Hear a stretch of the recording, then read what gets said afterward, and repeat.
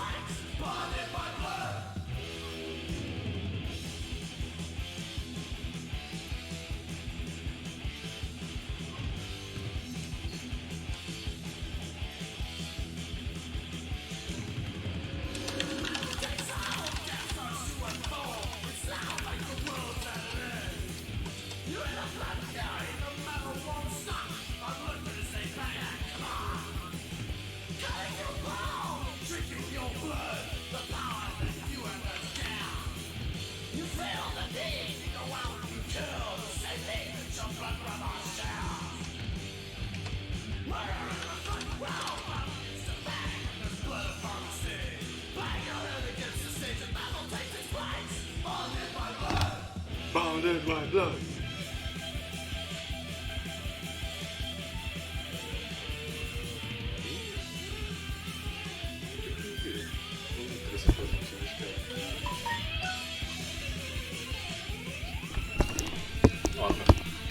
Când pornește stream-ul de notificare și uneori și când nu streamez îmi dă notificare.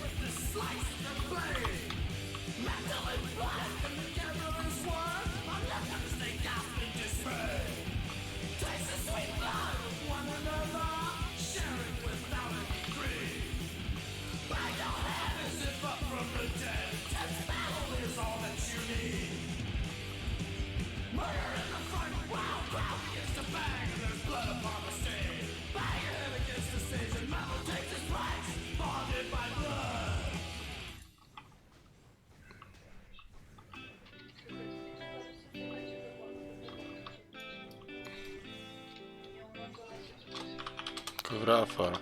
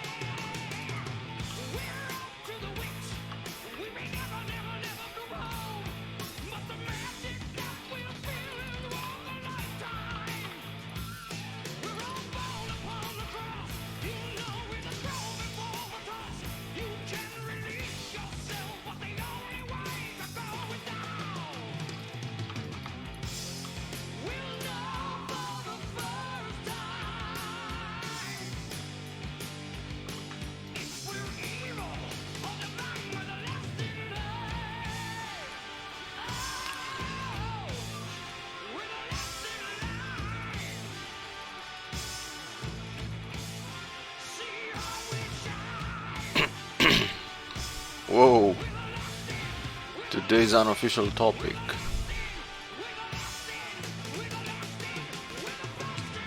Where did that come from?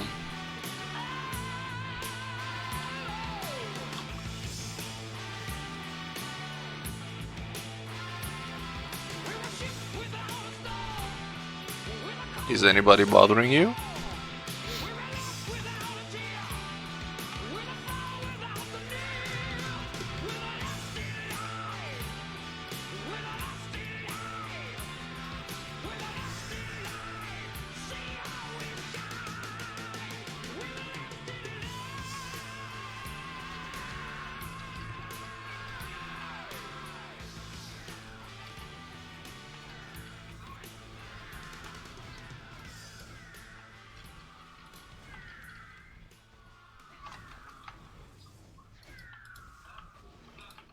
No, I'm not.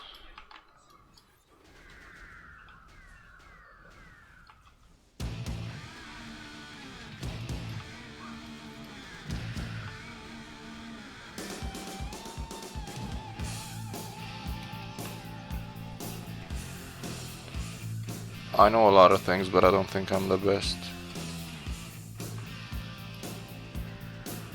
The only way to know if you're the best or not is to know everybody.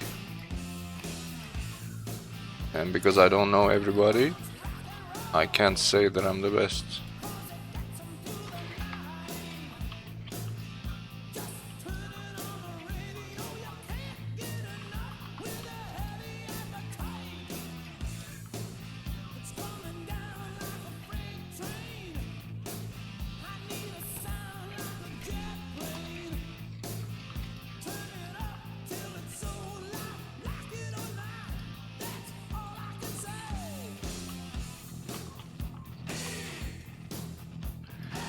I can only compare myself to people that I know of.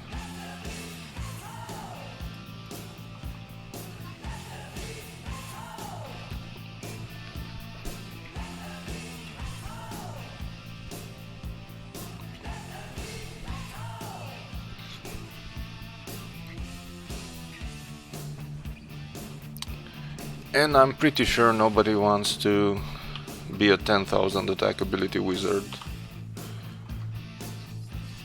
At least that we can agree on.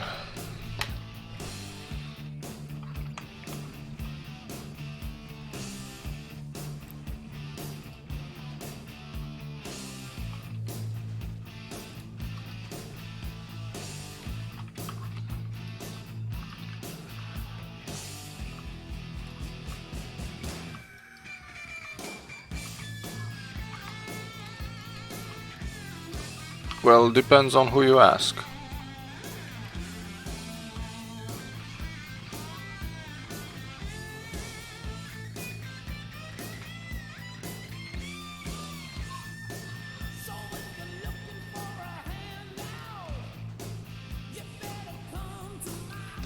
The reason is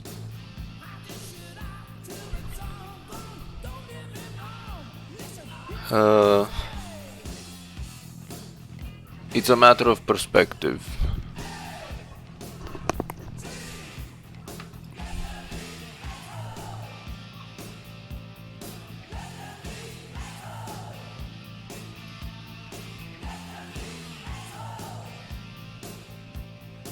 I keep saying I'm the best because I'm the only one that does it the right way. Other people look at how much money they made and they say they are the best.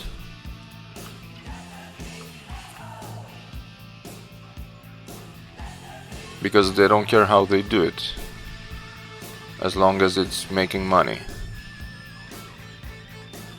I don't care about the money, I also care about how I do it.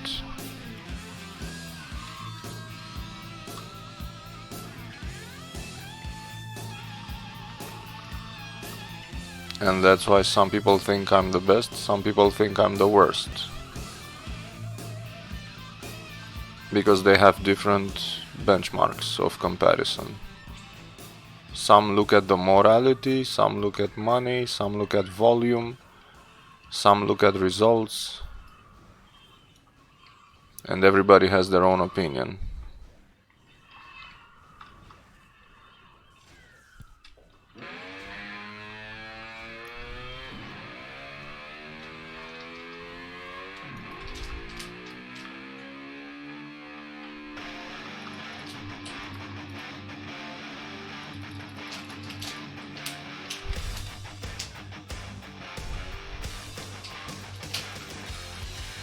I'm probably the only one that does it as it should be done.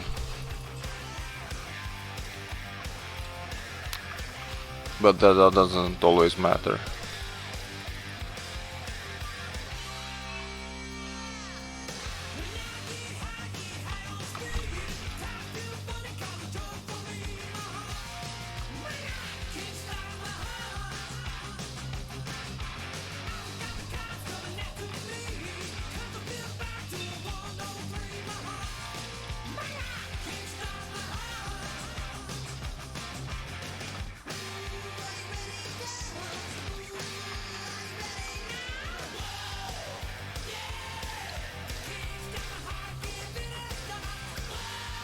But as I said, there are some folks which don't care about the methods, they only care about the result.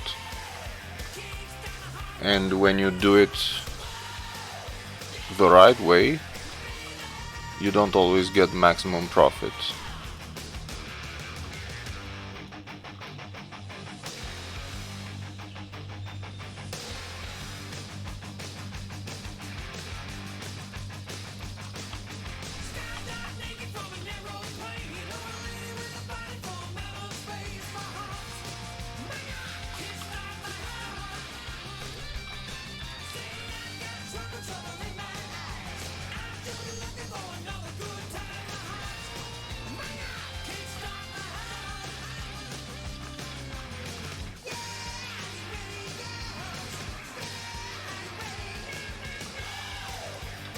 I think so too. I think we don't have to let games dehumanize us.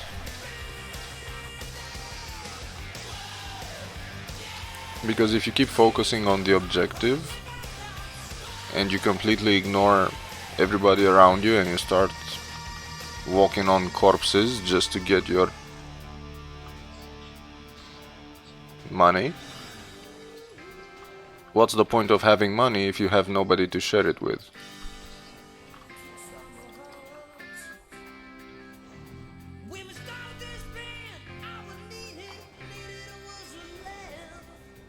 I don't want to become a top player by stepping on bodies.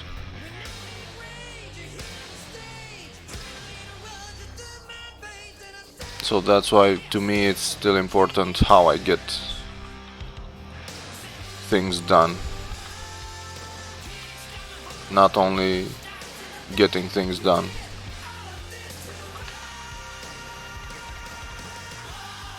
But as I said, different people have different internal rules and they have different points of view over what's moral and what's immoral.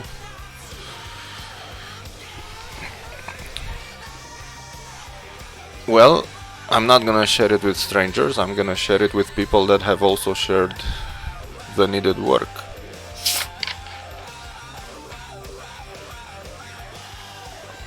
That's the whole point, right? Work together, eat together.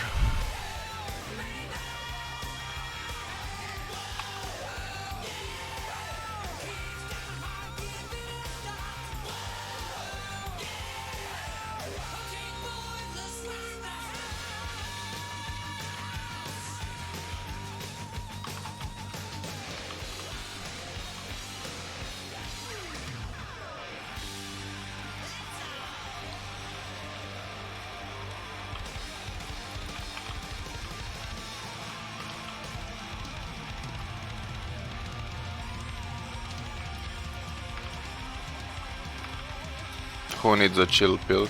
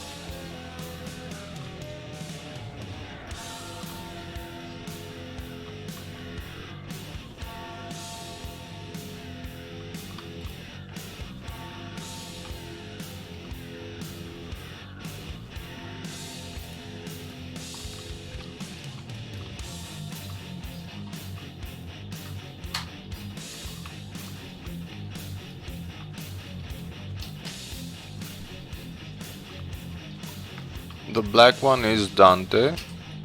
He's the oldest. And the tigerish one is... no, the black one is Nero. Like Emperor Nero. And the tigerish one is Dante. He's 1 year younger than Nero.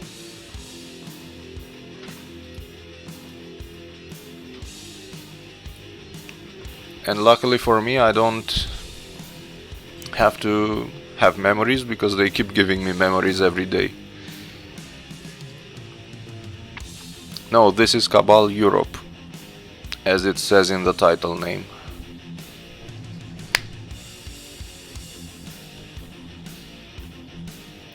Gotta engage with your community, even for obvious things.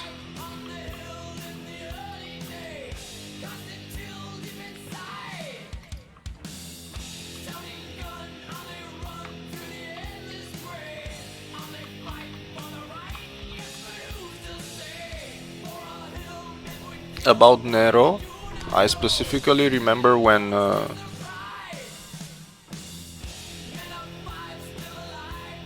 entiende cuál es Cabal, repete por favor. I said this is Cabal Europe. Eso es Cabal Europe.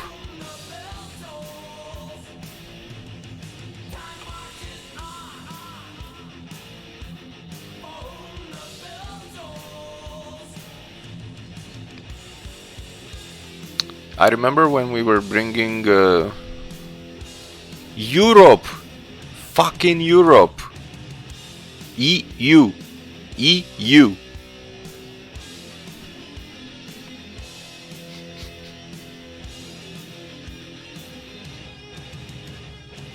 You're a fucking idiot.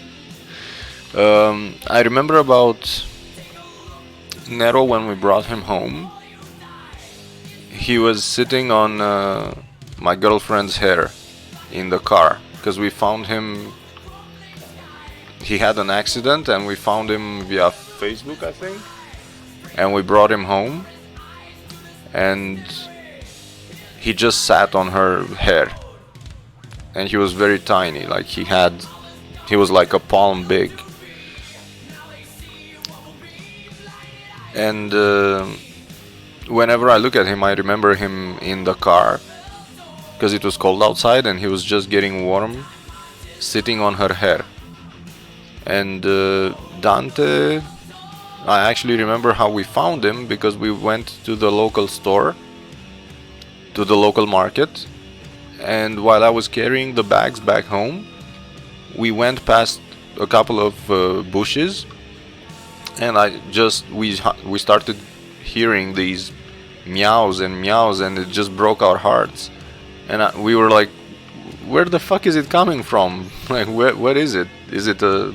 Because initially we thought he's hurt or something, and then we found a little bubble of fur, and his head was like a third of his body, and he was weak, and he had been left by his mother, probably, and he just had no food, no nothing, and it was a torrid heat outside. I think there were 40 degrees probably, because it was summer. So we just decided to take him so that he doesn't die because of that heat. And I took him in the bags because I had no free hands, and I put him next to some raspberries. And I brought him home, and the poor fucker didn't even know how to eat. Like, he didn't know how to drink, he didn't know how to eat. We had to feed him with a syringe. And it was the struggle, because at first he wouldn't eat because he didn't know how. He was looking for his mother, to suck some milk.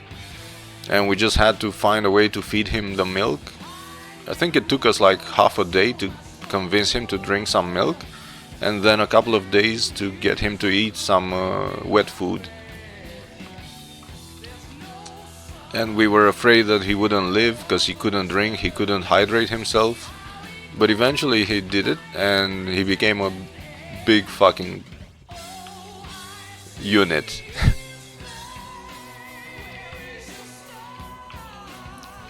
and now he doesn't have a big house, a big head.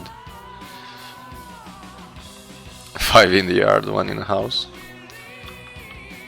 What I remember about Nero more recently is that we lost him like 3 times. 3 times, because we live on the first floor, and 3 times he jumped out the window, and once he went into a little creek between the 2 buildings, our building and the next one, so we found him there. Another time he just jumped, I don't know where we found him, I don't remember. And a third time I remember he jumped out and he was sitting under a car, and it took us almost 15 minutes to notice that he's not in the house anymore, and I'm like, where the fuck is Nero? Because it's a bit too quiet in the house. And we started looking for him outside the house, and there must have been like at least 10 minutes, and we just saw him under the car in front of our building. I can't believe he actually stood still for 15 minutes. He was probably shocked. But we lost him like 3 times. So he was a naughty one.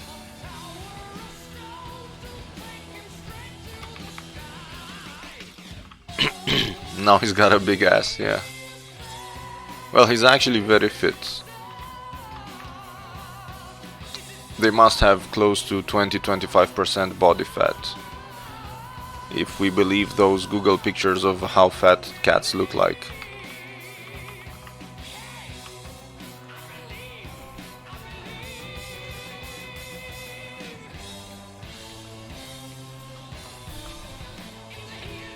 They're just a bundle of joy.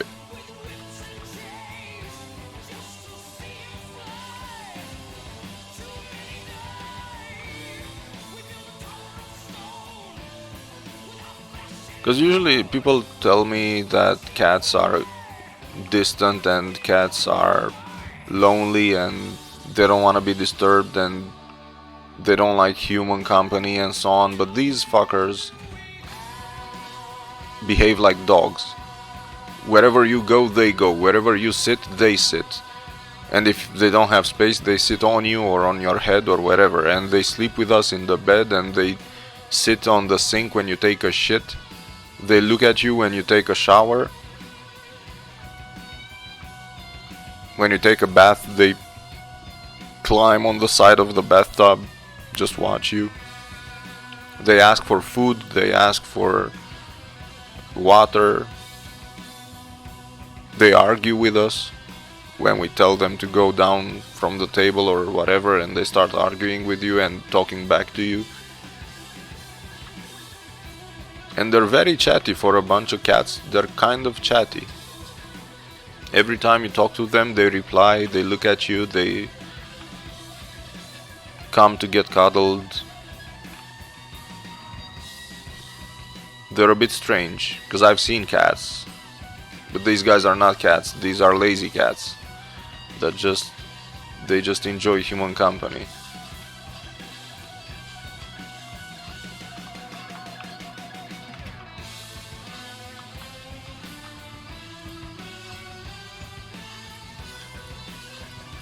Oh, I got an Eisen. Nice. More Eisen, more power.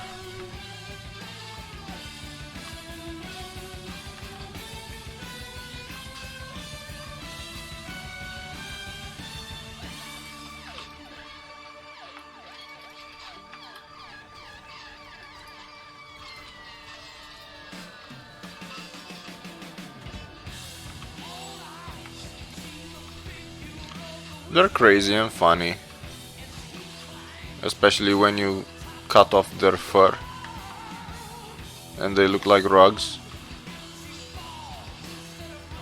like those Sphinx cats, the ones without fur.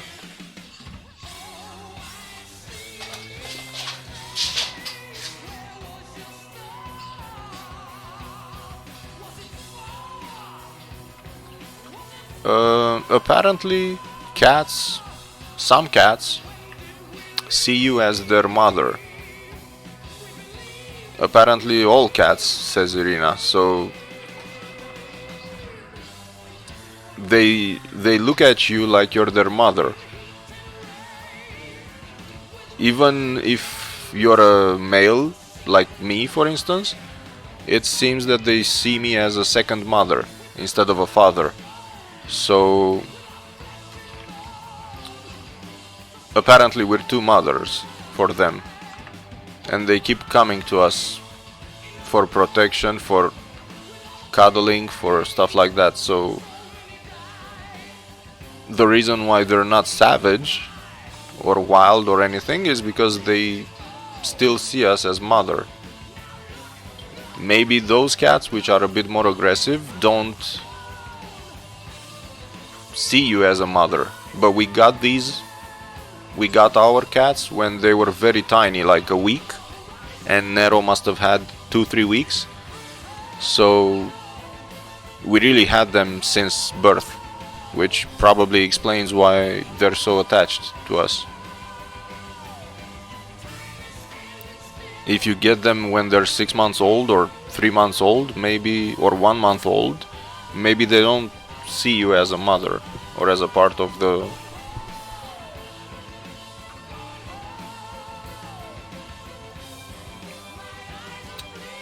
Did someone do the math on how often you get the gift box special? With the premium, blessing bead and superior, I get it once every 72 hours.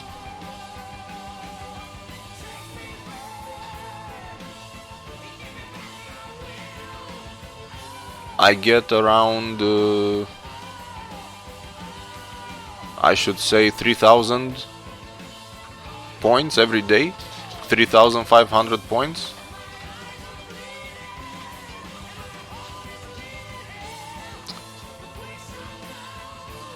Worth? Define worth. What do you mean by worth? Because worth has different meaning to different people.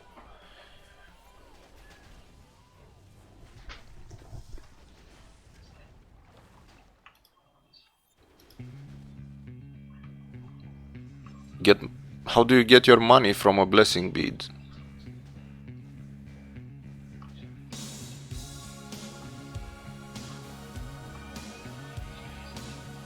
You mean from drops? Because if you mean drops, then it's kind of difficult to say that this drop was generated by the blessing bead and this drop was generated by blessing bead plus, and this drop, it's very difficult to say. You do see the difference when you get a blessing bead superior. So depending on which dungeons you do and how much you play, the more you play, the more beneficial it is. If you play 1 hour a day or 2 hours a day and you only do TG, then maybe you don't need a blessing bead superior. But if you dungeon spam and play 5-6 hours every day, then it could be worth it.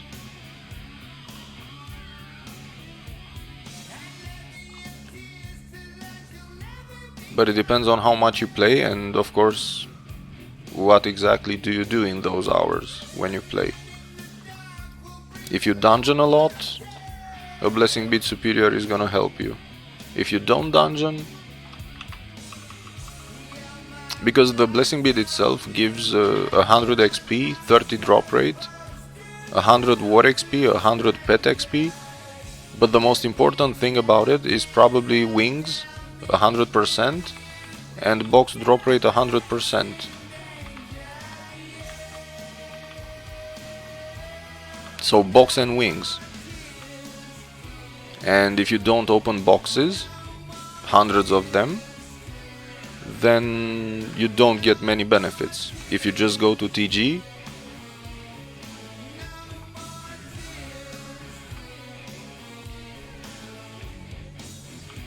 well, you do see the difference from the box drop rate. Of course.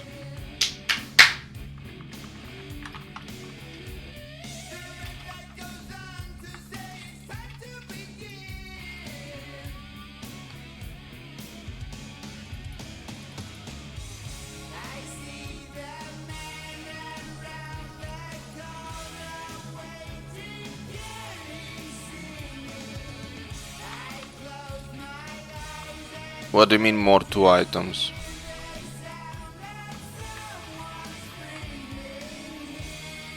No, that's not how it works. You get more drops more often, but not 2 items every box. That's not how it works.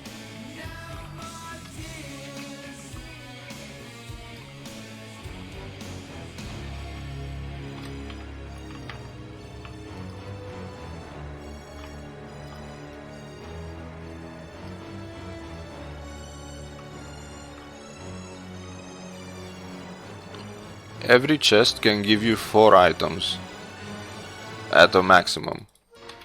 No, that's not how it works. That's what I said. It doesn't give you more drops.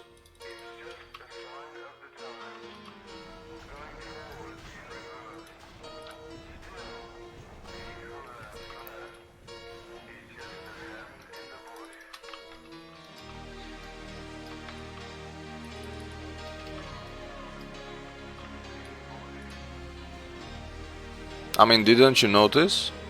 Because I have box drop rate 150%. Didn't you notice that I don't always get multiple drops from chests? There are chests where I still get 1.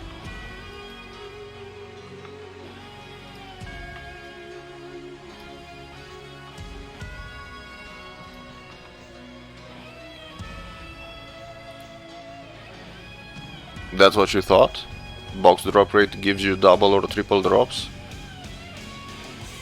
So with 150%, I get what? 2.5 drops?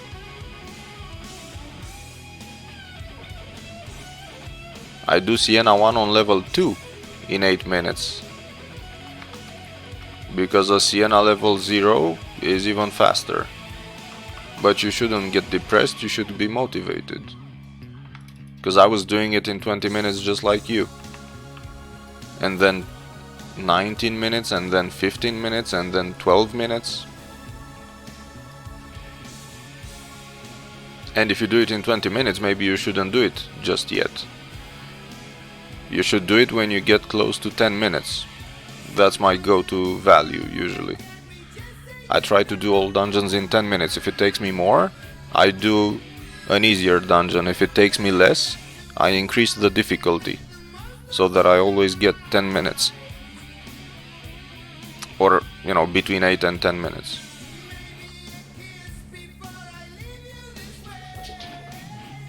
And when I start doing Sienna in 5 minutes, I'm gonna increase the difficulty to level 3. How do you get the gems? From the grocer.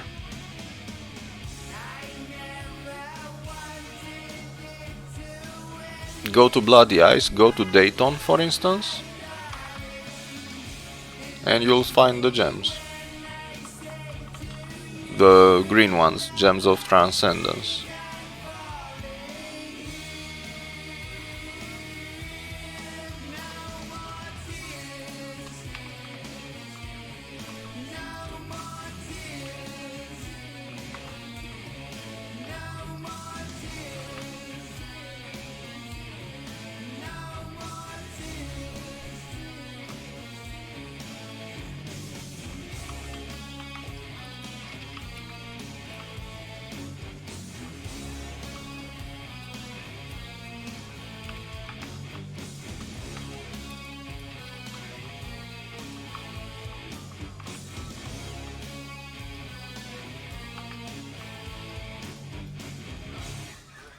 Of course you pay every time, because they get consumed, just like an entry. Every time you enter a dungeon, those gems disappear.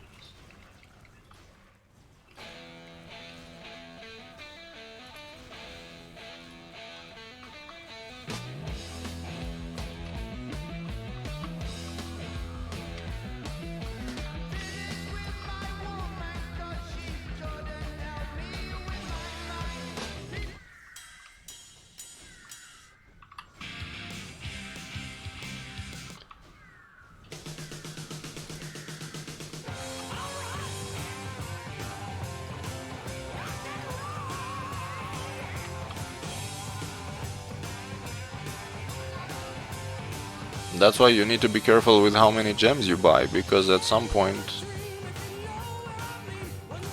those gems are gonna bankrupt you if you don't get things in return for it.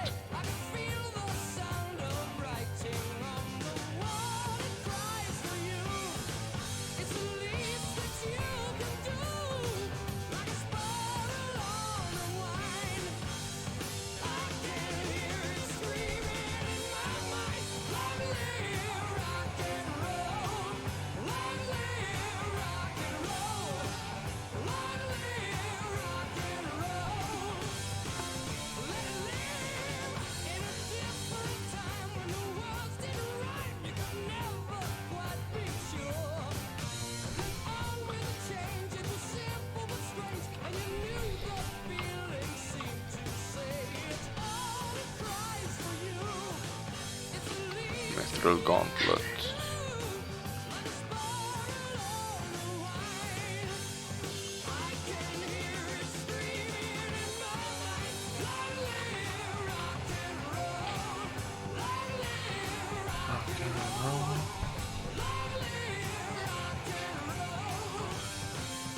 My god, it's gonna take forever to get 500 Elena pieces.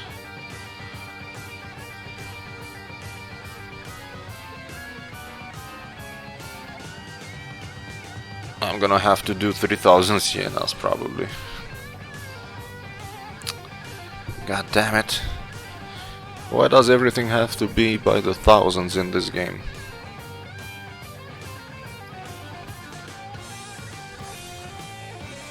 Thousands of hours in TG, thousands of hours in dungeons, thousands of hours grinding force wings. Nah, I'm not gonna buy them because I wanna drop them. I don't wanna spend money on something that I can get.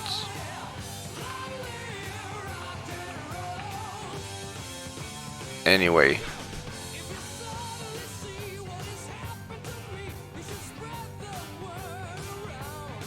That's like buying honor medals when you do TG anyway for merit mastery. If you get it by default, you don't have to pay for it, you just have to wait. You get it in 5 years if you do dungeons like we know who. But if you run dungeons like me, then you do it in a few months.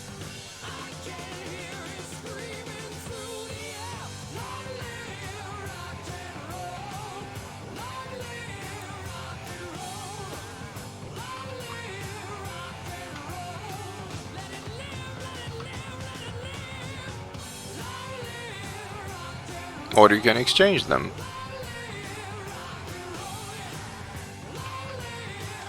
For instance, I keep all the battle mode 3 ones and I give all the battle mode 2 ones to Xeni. Because he's a blader, so he gives me his, I give him mine.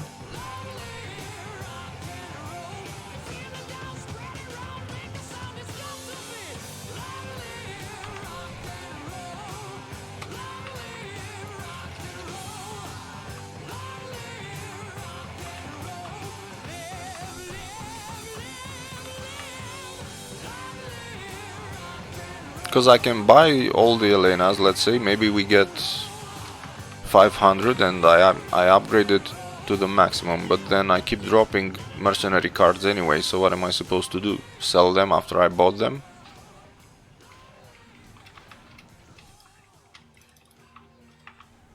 That doesn't make sense.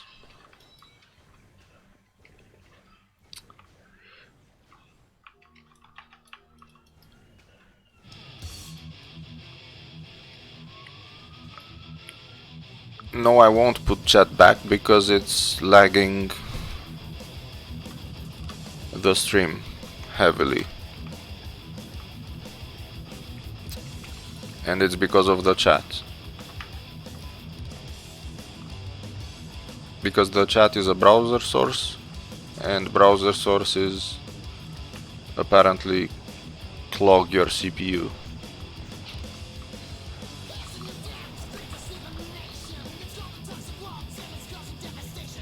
And I don't want that to happen. You guys can follow me on Twitch, and then I won't have to have a double chat.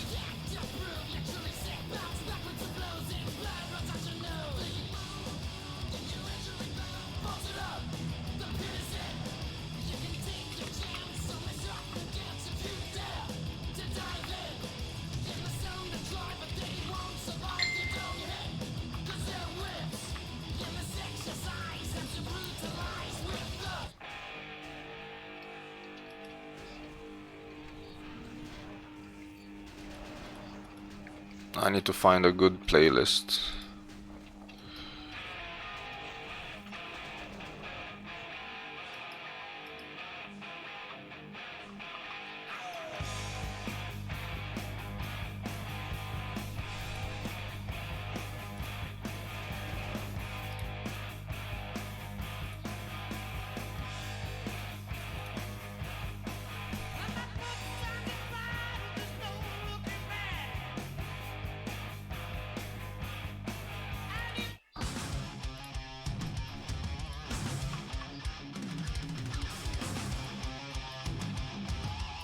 Nope, no red osmiums.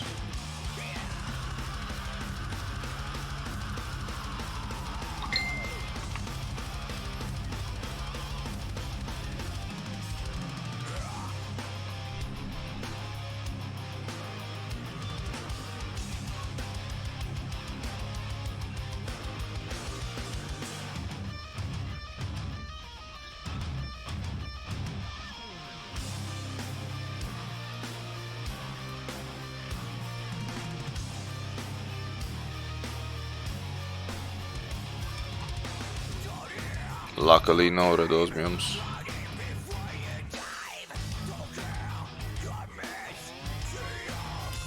There is a pinned message in the Mastercraft channel and you can check it.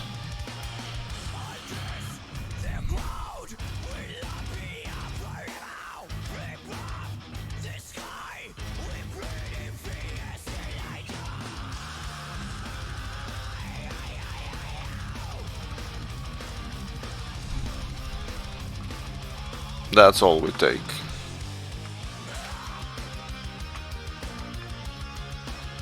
The rest are not needed. Be happy, more Fourscore pieces.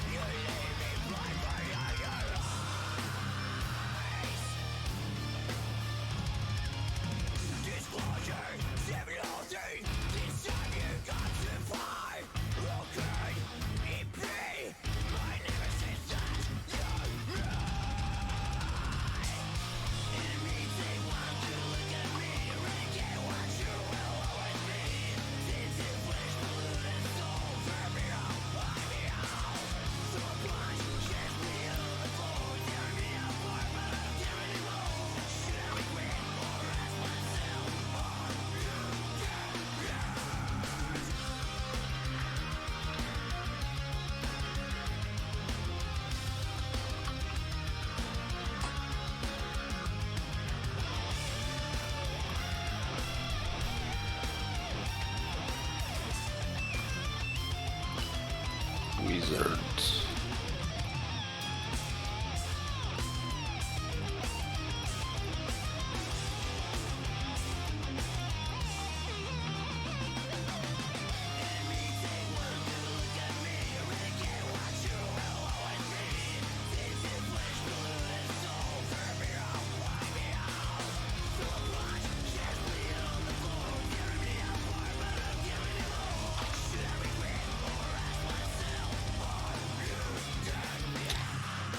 If you farm all the Elena pieces, it takes too long to get 500.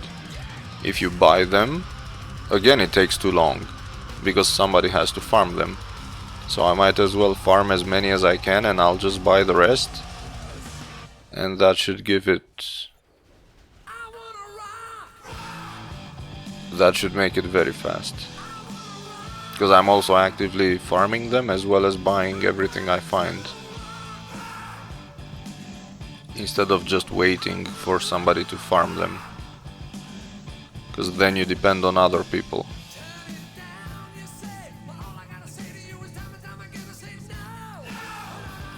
And if you want something done, you have to do it yourself.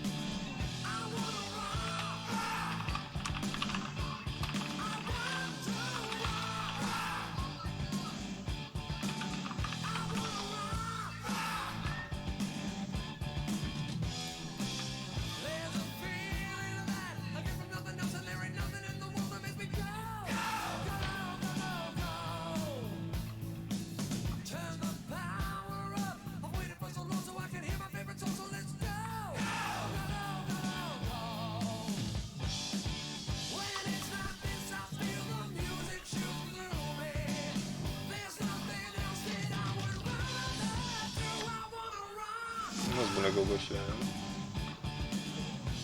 Zaten siktir. Ne?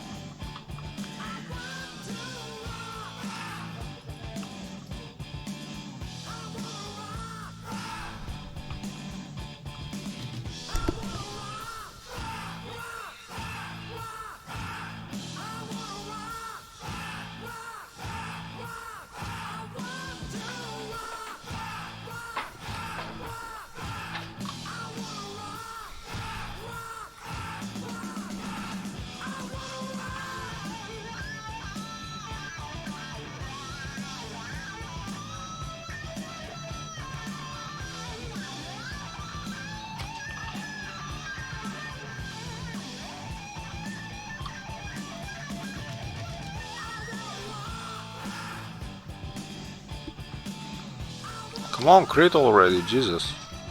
It's like you have to buy premium for these crits.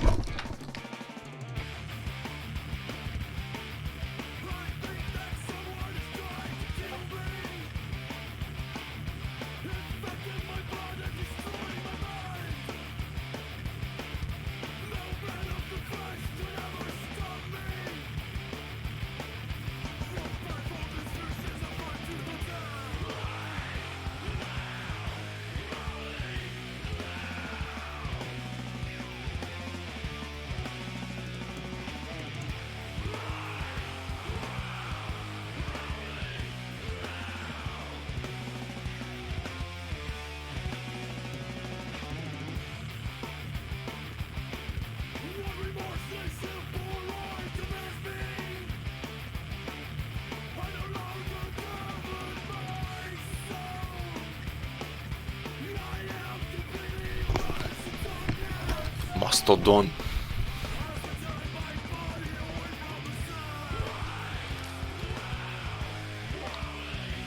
Deftones.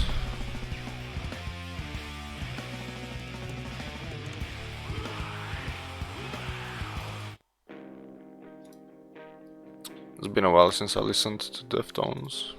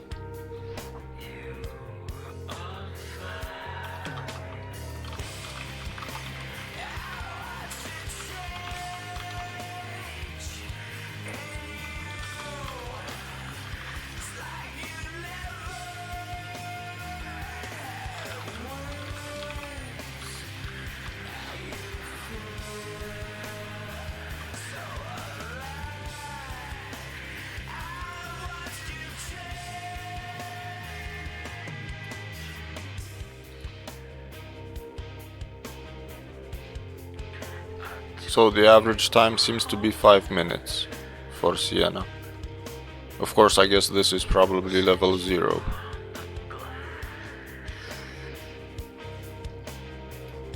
So I wouldn't be surprised if you needed 8 minutes or so for level 5.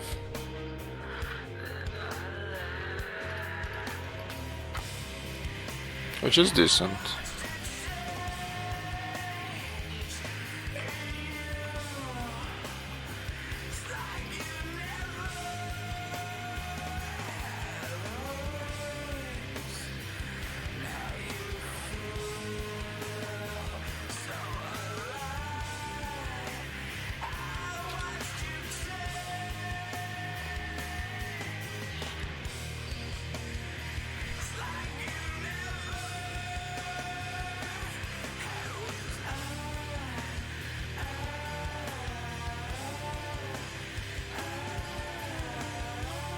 Oops. Table.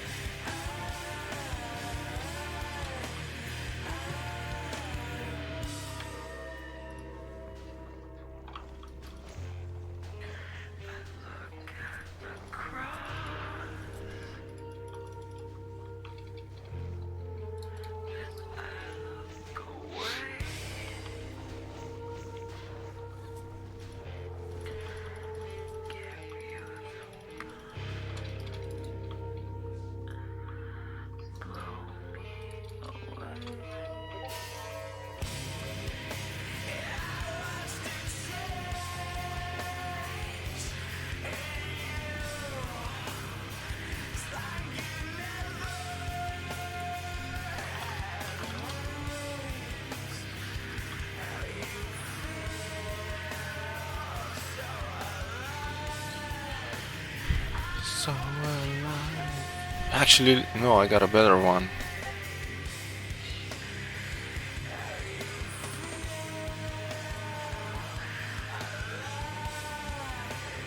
Or is it Mudvayne? Mudvayne. Mudvayne.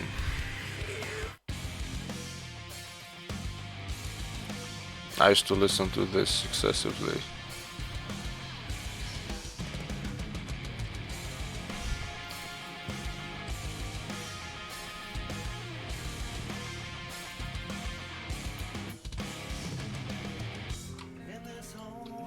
Sig metal.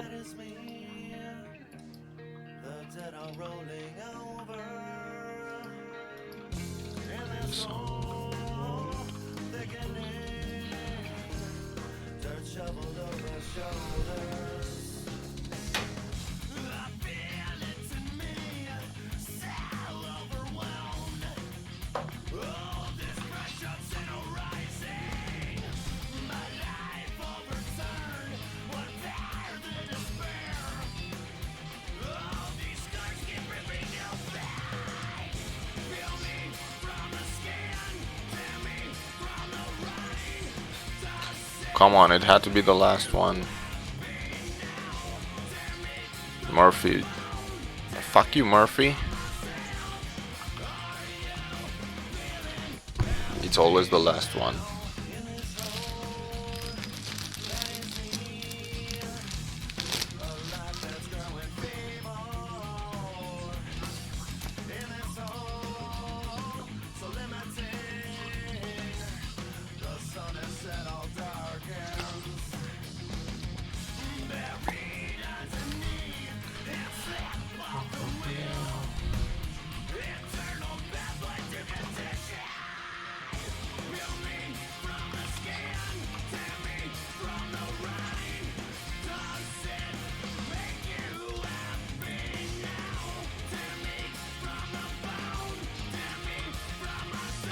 Oh god.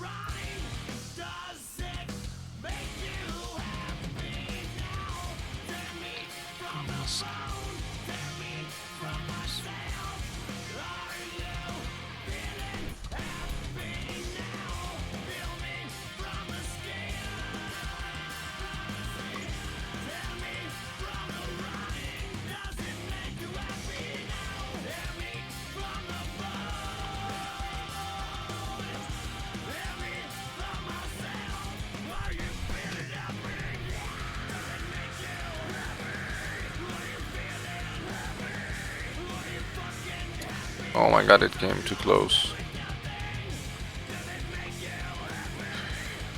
Come on.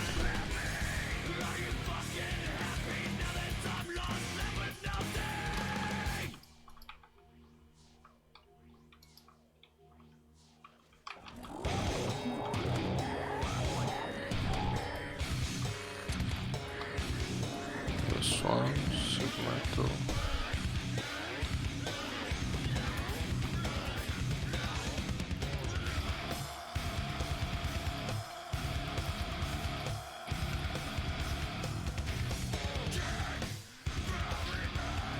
Dig.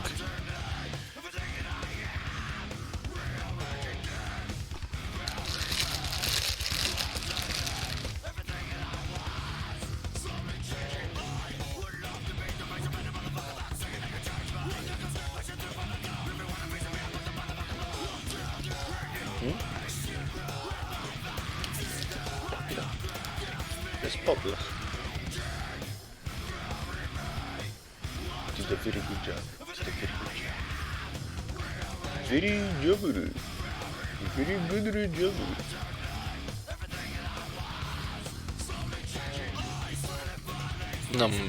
Nu m-am uitat. Da, bănuiesc că la fel.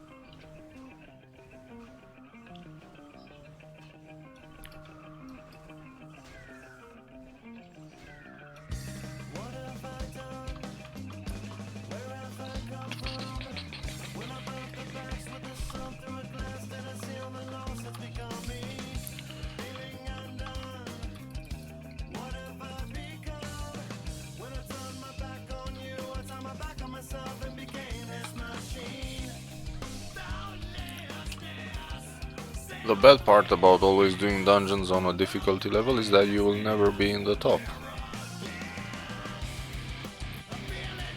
on that list. So you have to do a level 0 dungeon every now and then just to get a better score or a better time, so that you show up on the list and then you continue grinding the usual level.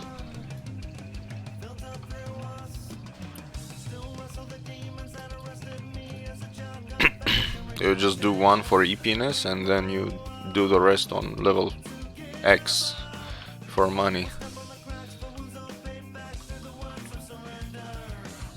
Hey, Bakica. Loneliness.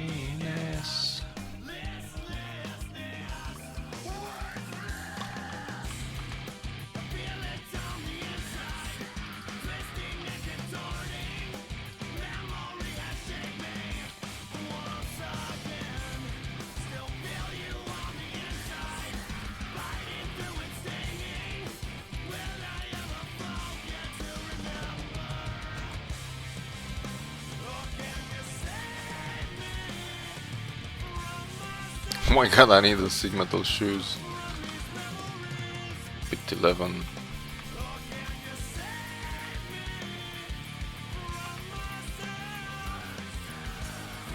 Spaceman mode.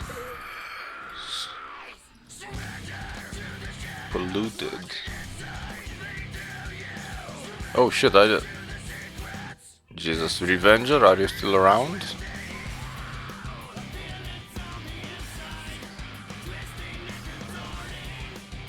I just realized I didn't finish explaining box drop rate. Oh my god, I'm getting old.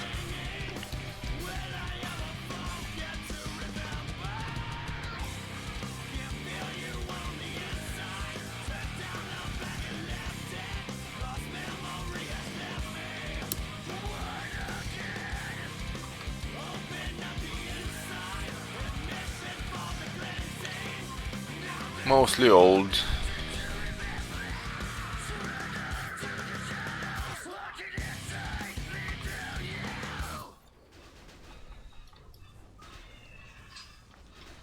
Good evening.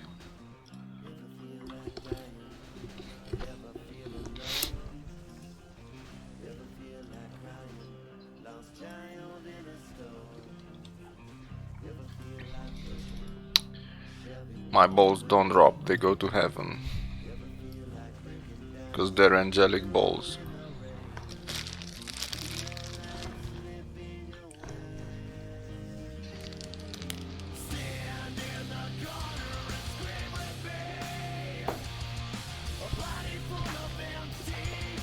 Well, I guess Revenger left.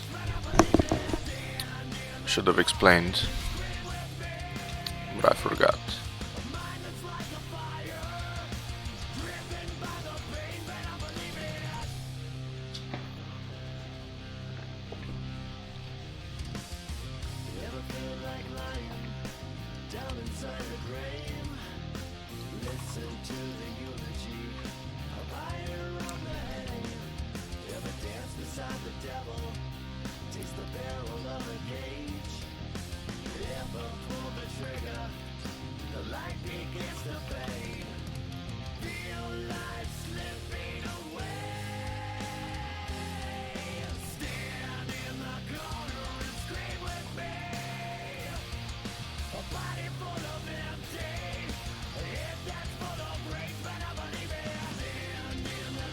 Gauntlet Warrior, god damn it. Every now and then you get a 2 slot, even when speedrunning, and then you get a 1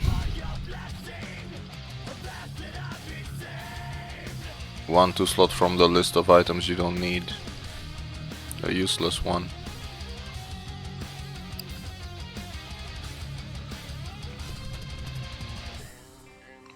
Infernal Ruby. The fuck?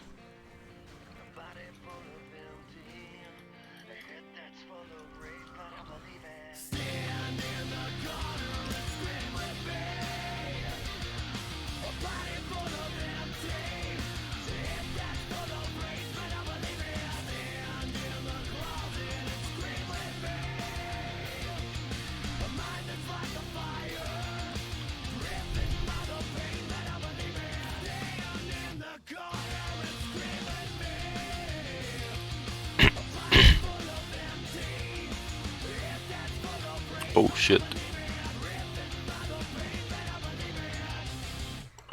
This one has a long list just like mine, but at least this one has 7 max crit rate.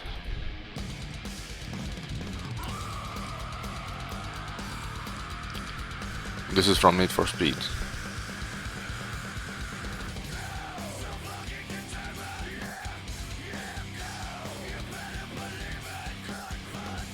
%16 resist critical damage.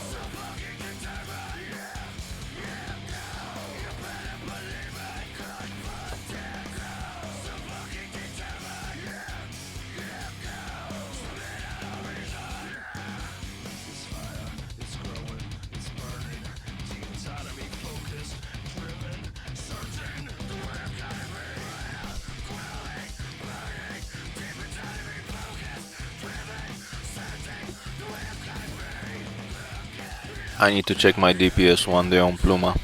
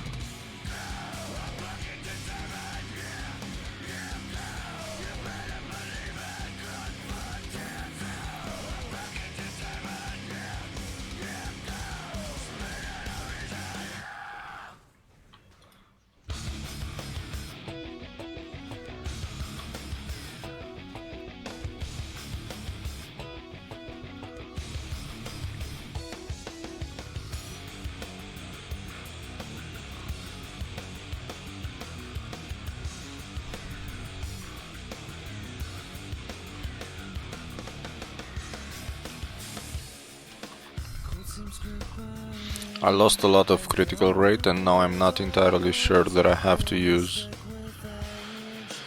resistance blockade. Ah, shit.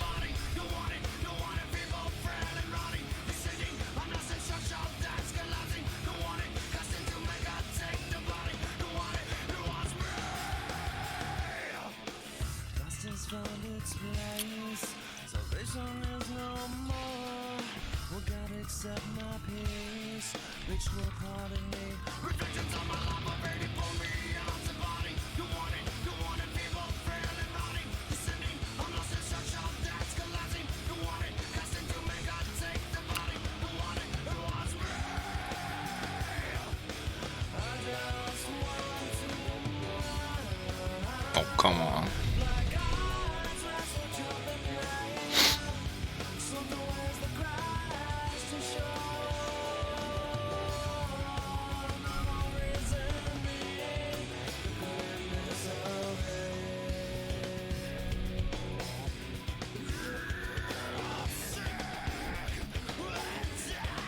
The fuck?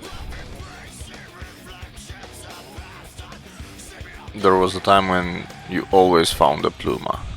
Nowadays it's just... let me see.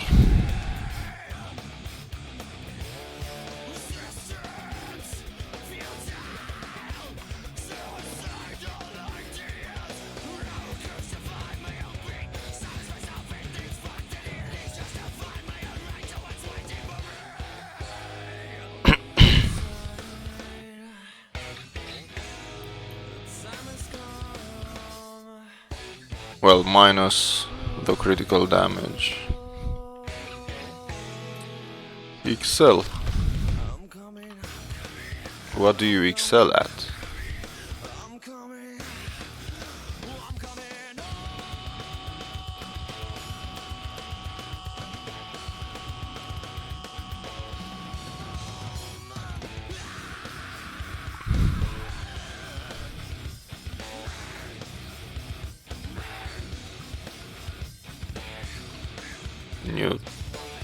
New sheet.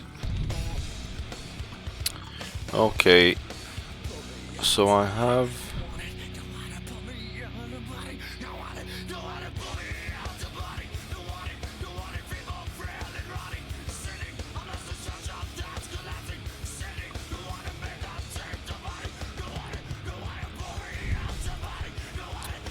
let's see.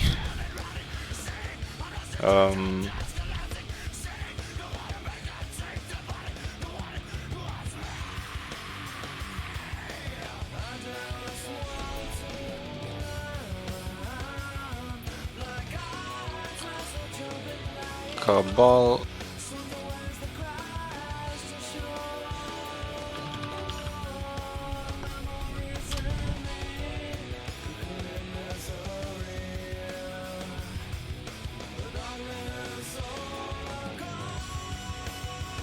Synergies.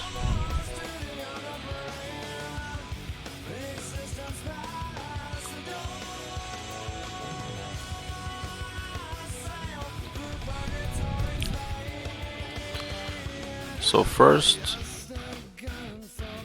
I need to see how much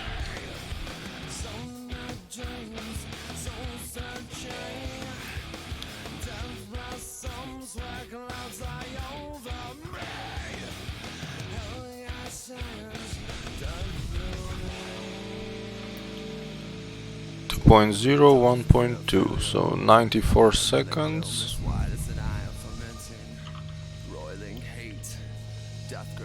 4.8, 6.8 for a cycle. 4.8, 4.8, 4.8, 2. So a full cycle takes 16.4. 94 divided by 16.4, 5.7, which means 5 of these. 3, 4, 5. 82 seconds. And 12 more.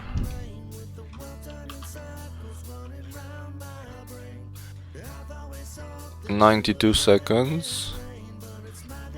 And with the fatal you get exactly 96. Well, 94. Okay.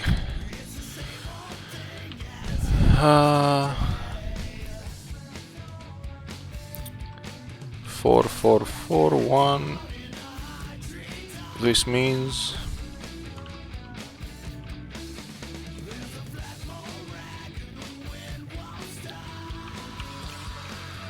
a total of 74 hits.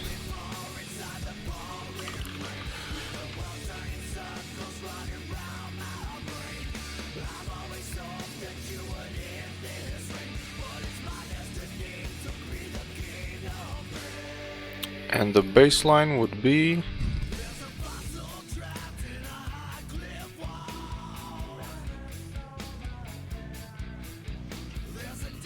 26,336. 26,336.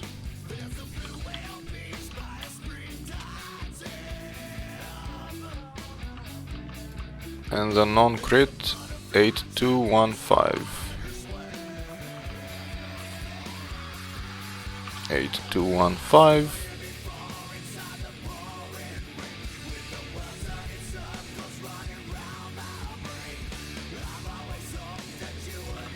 And the fatal would be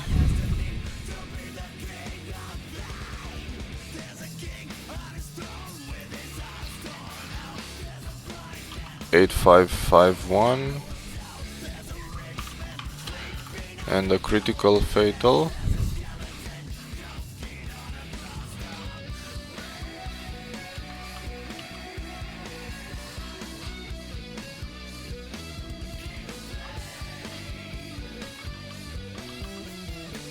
shit, I activated off limits.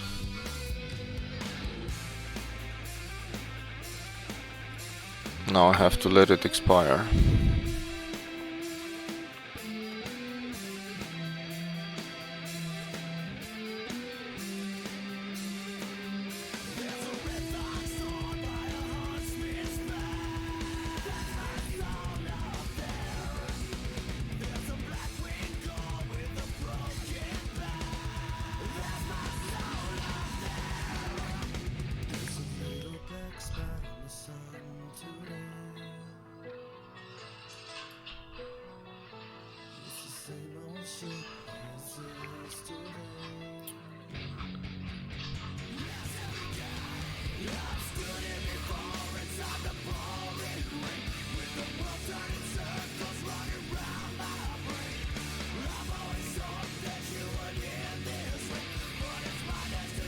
Let's see.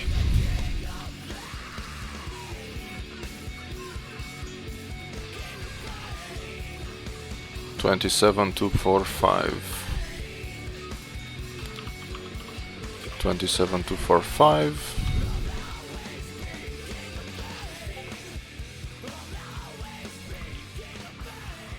And this means we have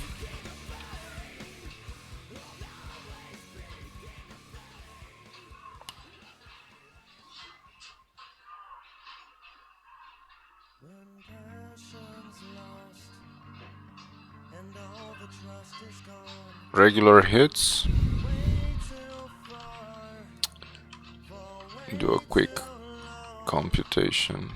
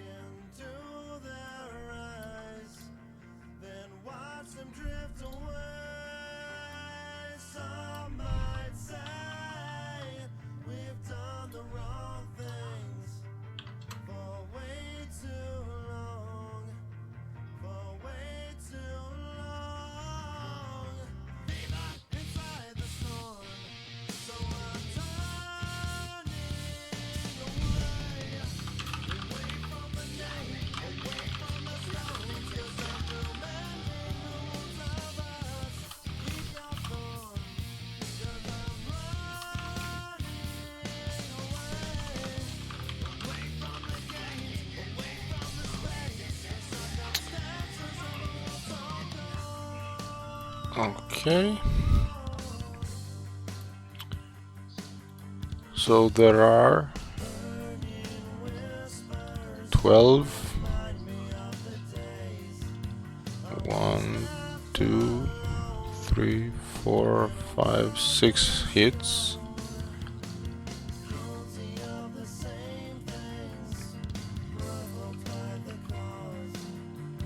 And 68 regular hits.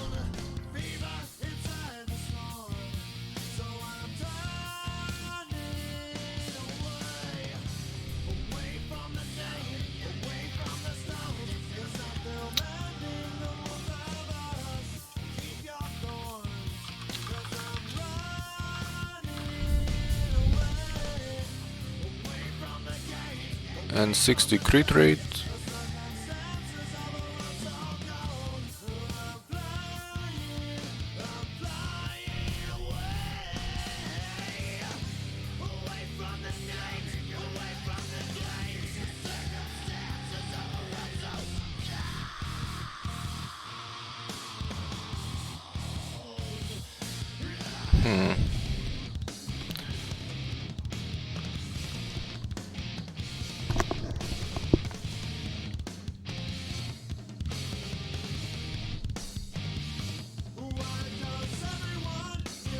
What the fuck? So 68 hits of regular A and B, 6 hits of fatal.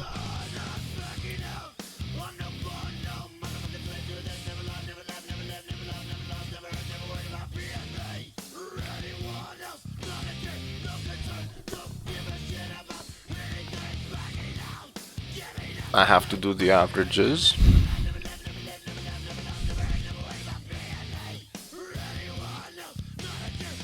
$26,790.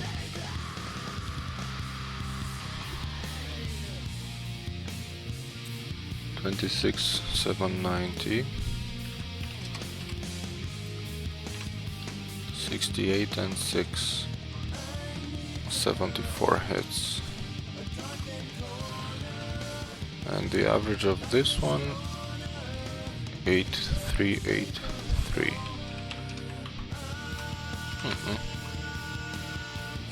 So 60% crit rate.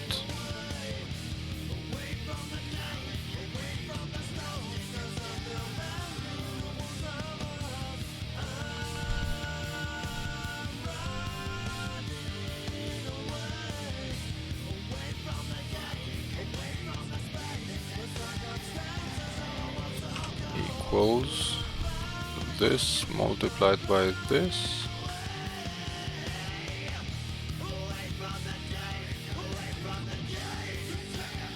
1 million damage.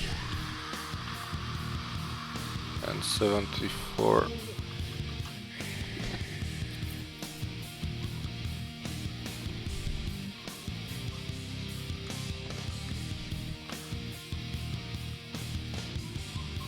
And then 60% means 0.6 and 0.4, and we further multiply this by this,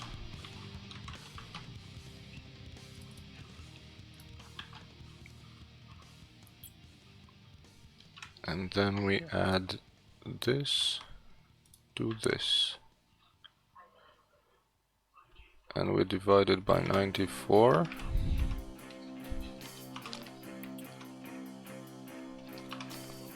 So the DPS is 15,293. Okay. Let's do the same.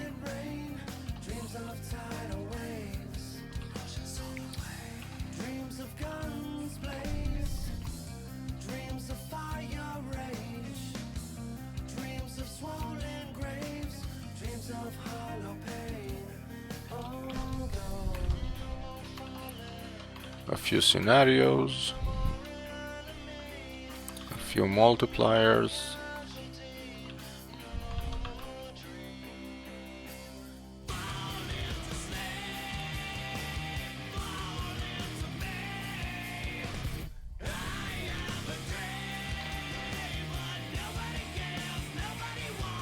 The only crit rate multiplier is off limits, which is 5, 7 and 10.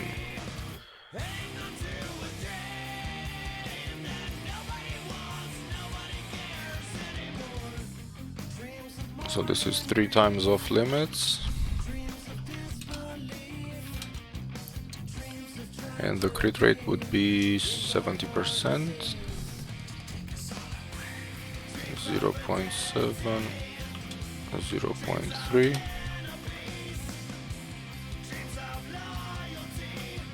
Actually, the fatal is close in damage to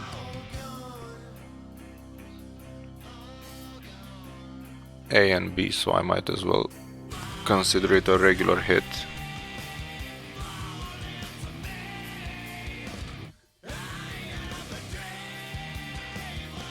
Anyway, 74 hits of off limit. Let's see.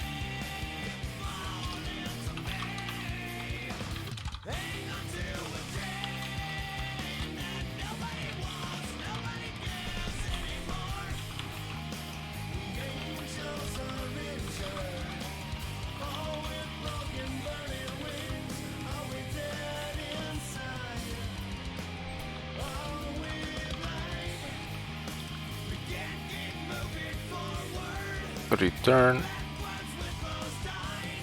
So I have to check 3 off limits, crit and non-crit. Let's go.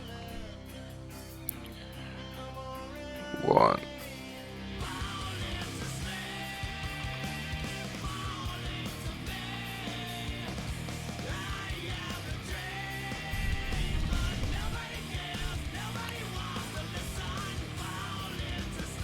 $29 to 18. 29 to 18, 29 to 18, and 8197. Fucker.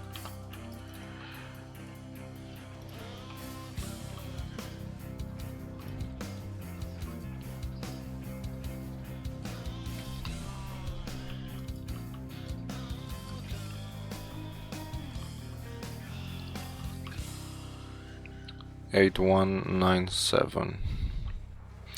Actually, yes, because the non-crit isn't influenced by off limits anyway. 8197. 8197.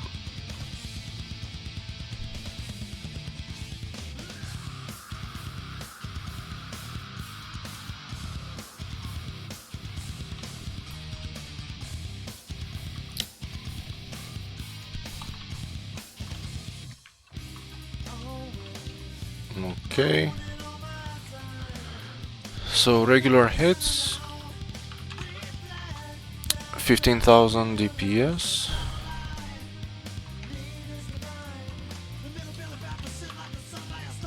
Three off limits, 18,000 DPS.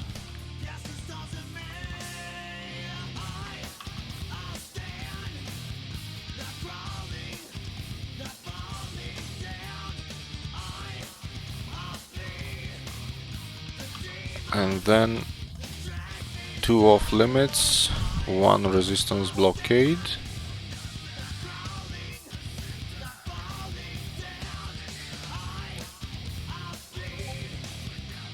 And then one off limit, one resistance, one burst.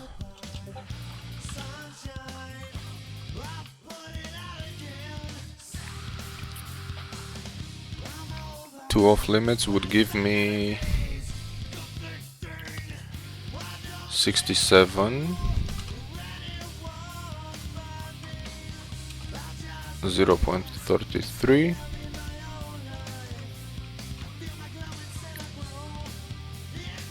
and one off limit would give me 65 and 35. So now we check. Two off limits, one resistance blockade.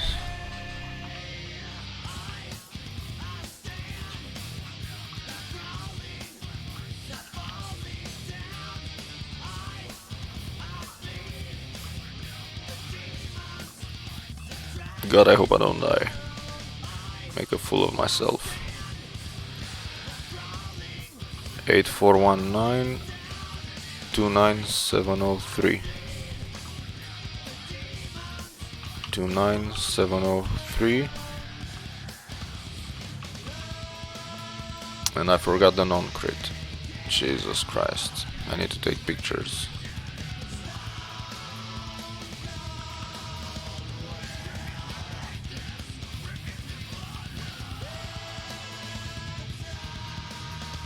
Eight four one nine. 8419. Okay. Two off limits, one resistance blockade. Lower DPS than three off limits.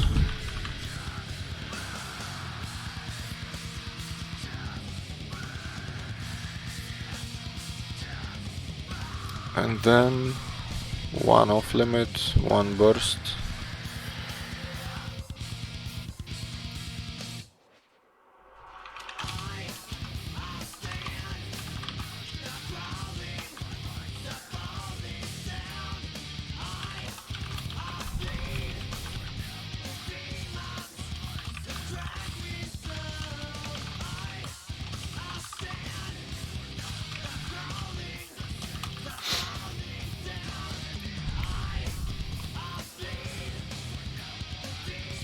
Okay. So regular DPS 15.2, three off limits 18,000, two off limits, one resistance blockade 17.8, which of course is compensated by your party member, increasing damage as well. So if you're alone, three off limits. If you're in a party, two off limits, one resistance blockade. One off limit, one resistance blockade, and one burst.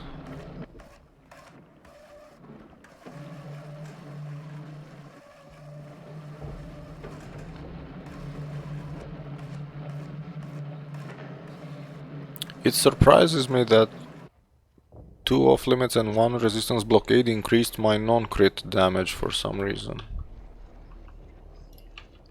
Anyway, let's see.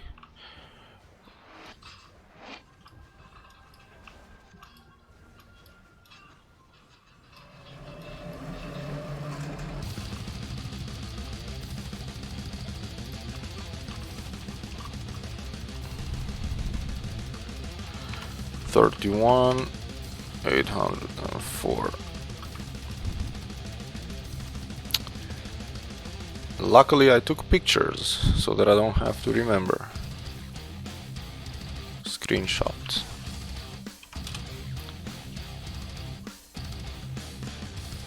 Three 31076 31076 and 8402.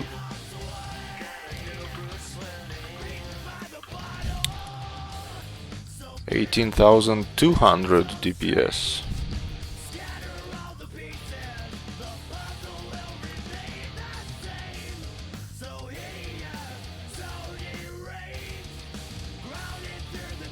So even with my shitty crit rate, I should still use one of each. I was afraid I would need to use 3 off limits, but it turns out I have plenty of crit. Well, one of each it is.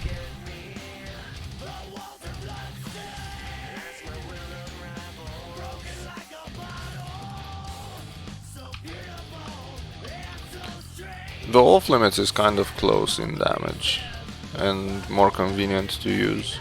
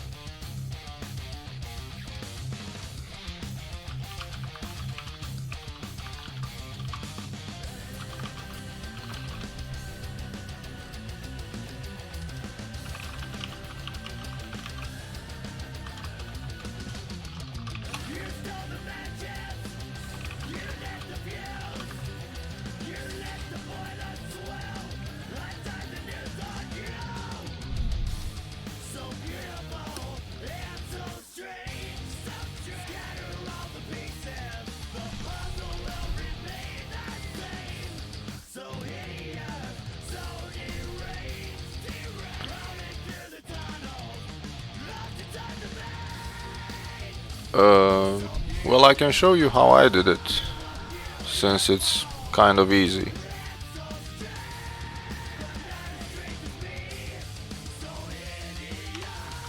Let me take a picture.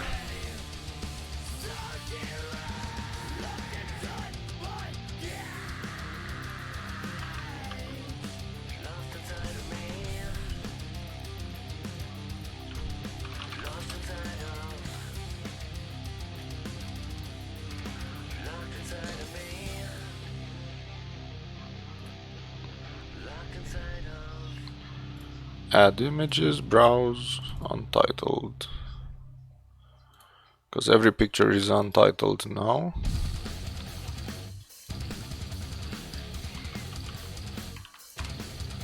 This is what I did.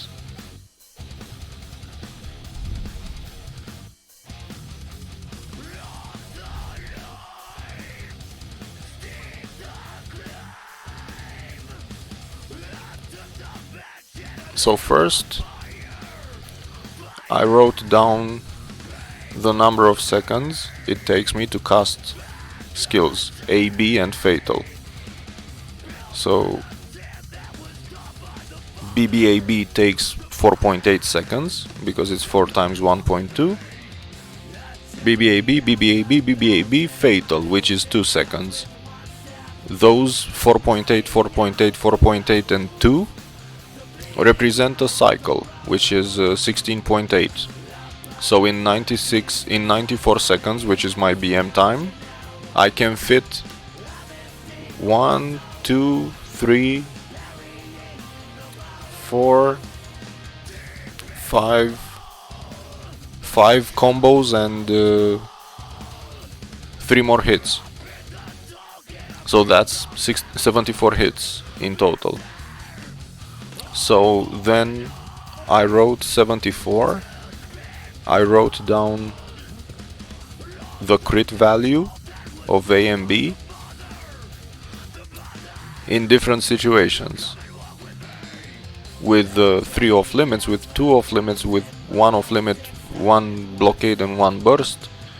And so you have 74 hits for 3 off limits. For instance, you have 74 hits of 29,218, which is my crit value, and 74 multiplied by 8197, which is my non-crit. So if you multiply those, you end up with the values, and then each value you multiply with the crit rate that you have, because that value, 70% of those damage points are gonna be crits, and 30% of the other damage points are gonna be non-crits. So then the total amount of critical hits, 1,513,492, and the total of non-crits, 30%, 181,973.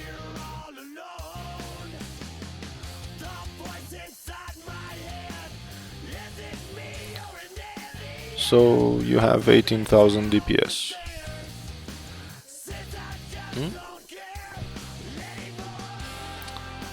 No.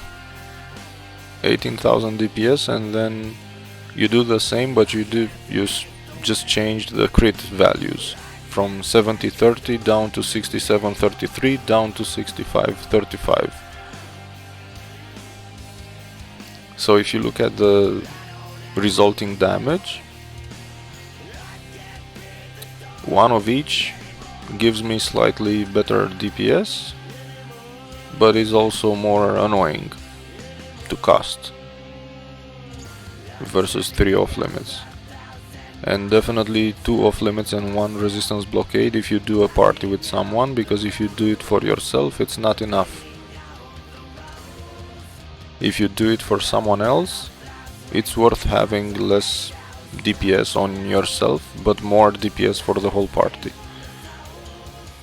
So you can just replace my values with your values based on how much crit rate you have, and based on the value of a crit and non-crit for every situation that you have.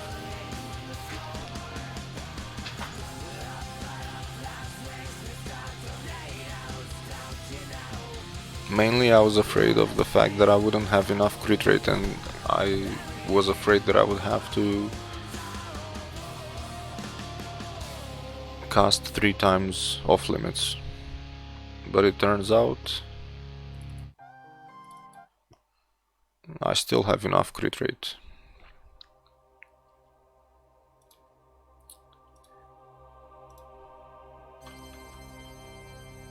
It doesn't matter, what matters is your crit rate in those conditions, not your default one. Because you never have your default crit rate.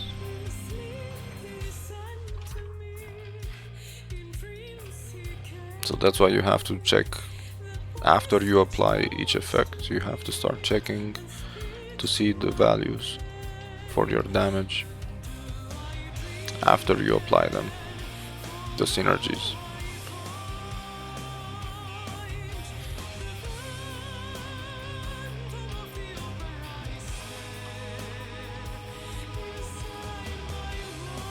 I'm just gonna use 3 off limits because it's more convenient and it's an easier reflex.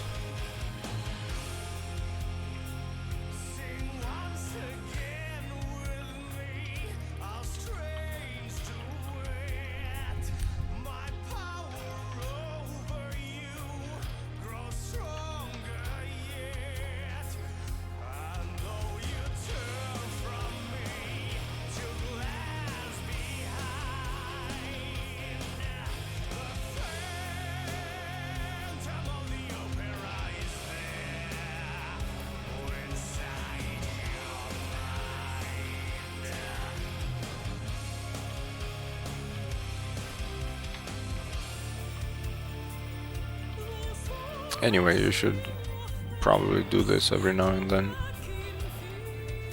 As you get more critical damage and more amp, your DPS starts changing.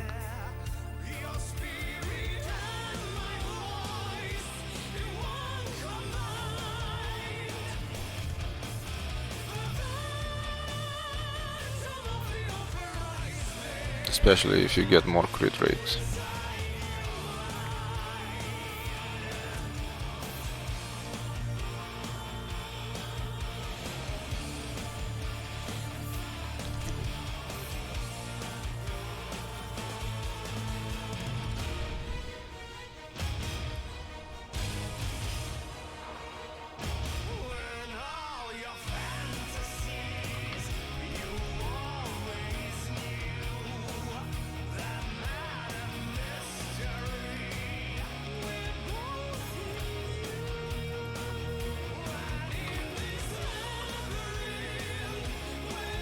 A quick and easy damage calculator.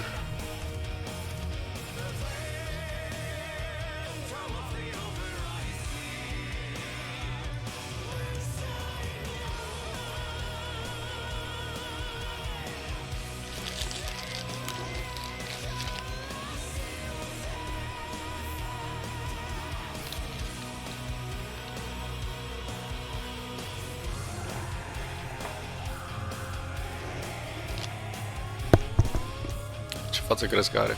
De suport. Ești suport, mă?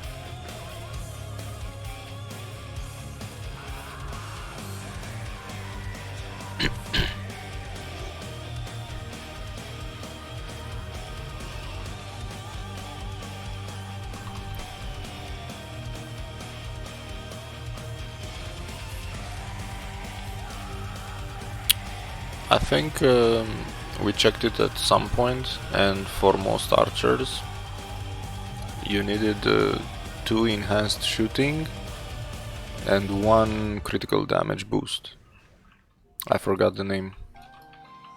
So 2 enhanced shooting for the 7 crit rate, 7 max crit rate and such, and then a third hit would have to be the critical damage one, and that usually holds true for most classes.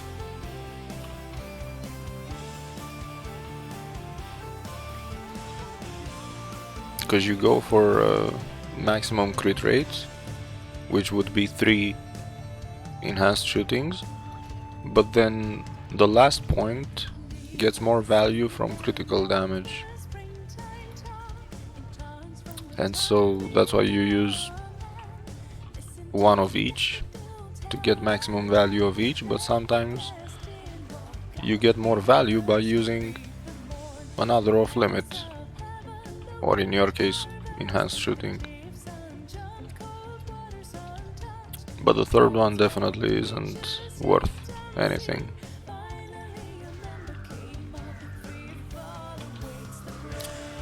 Maybe you should use 1 of each if you're in a party, similar to a wizard. Because if it's just you by yourself, it doesn't give you more damage to yourself.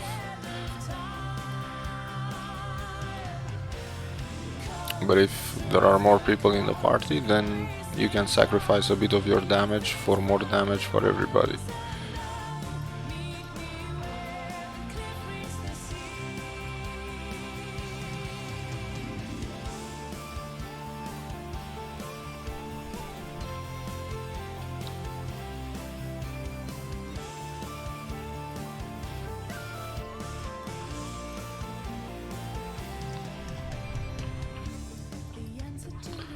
For wizards it's actually even easier, because as a wizard you can just do the math on crit rate and crit damage and see how it converts.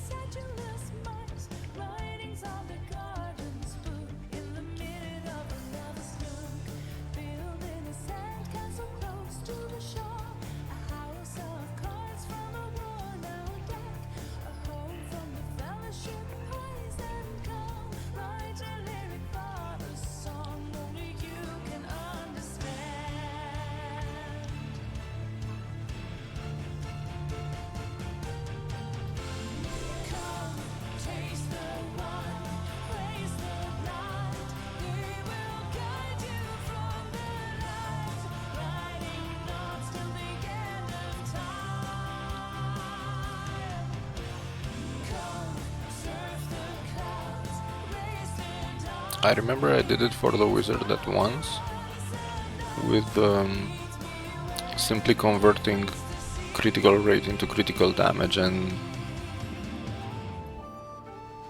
that was the simplest way to prove one of each would be best. But in this situation,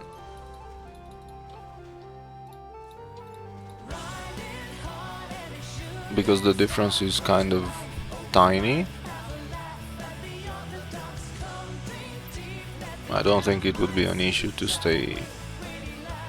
stick to using 3 off limits.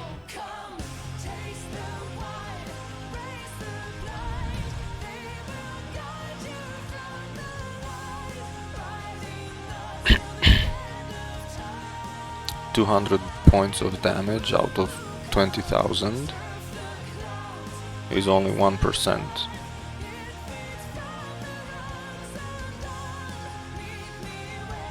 So I don't mind dealing 1% less damage.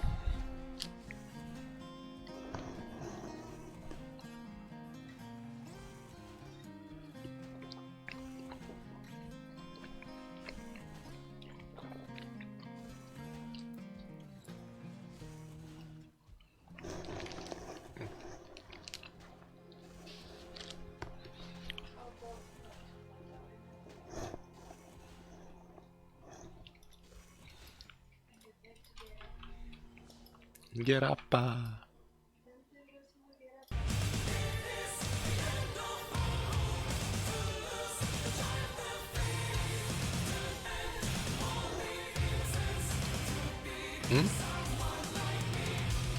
Plotted.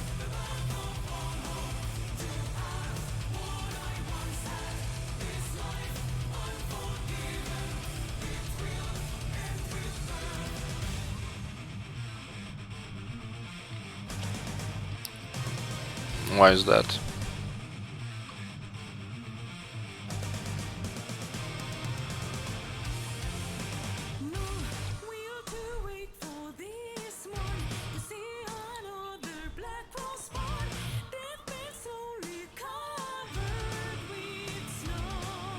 Yeah, but wouldn't you want to drop a slot extender highest and have easy 25 billions? Why is it Potion of Luck the best drop?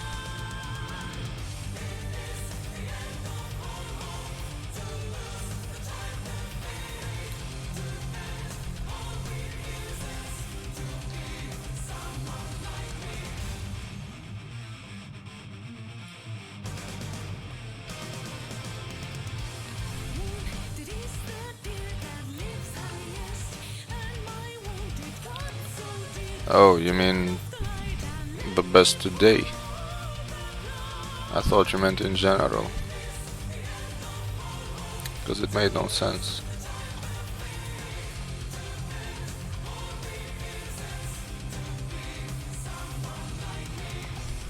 This week.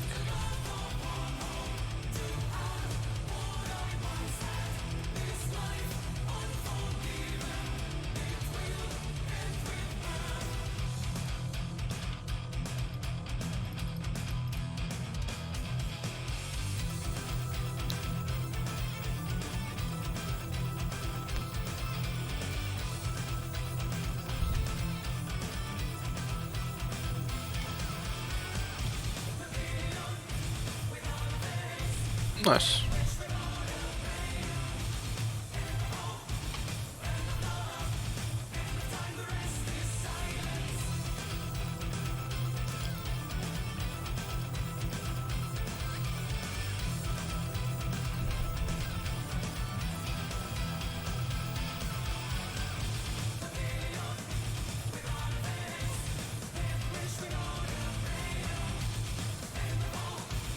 I need to make a small tutorial on a picture on how to make money so that people don't ask me.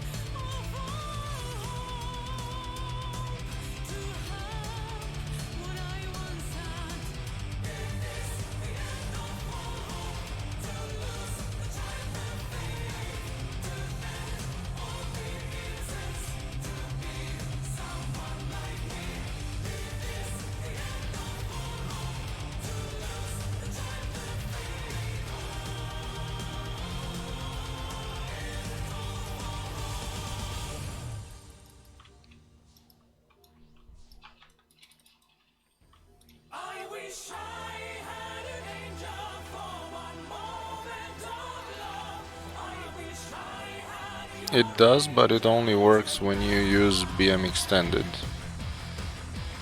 apparently, so it's not that great, because people either use a BM or BM Aura. They almost never use BMX. So even if you get the Aura boost, you don't get any benefit unless you extend your BM, which you probably never do.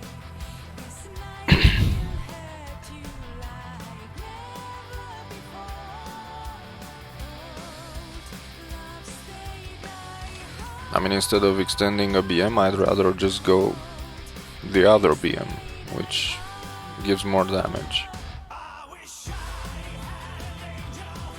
I mean, I would use 2 SP potions, 2 SP bars. Yeah, but why?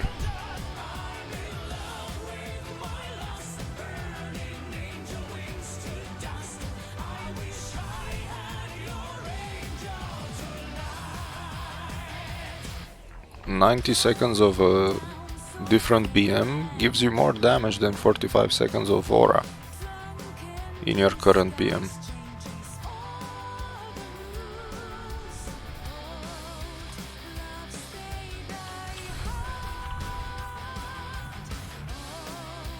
So if you can't do Quadra in 1 SP, just go BM BM. BM2, BM3, BM2, BM3.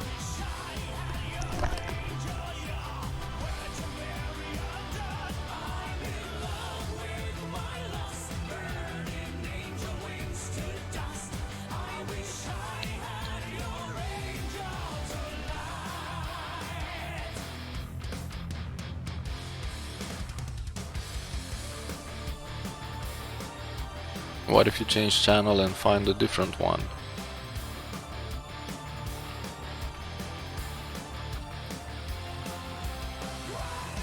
Oh. Oh, okay then. Then it makes sense.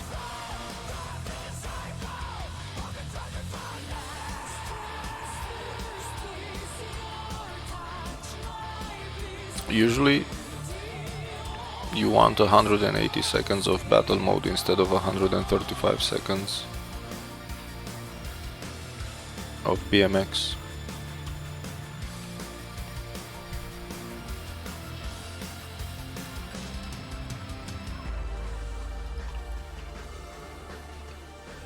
Because it gives you more time to look on different channels for more bosses.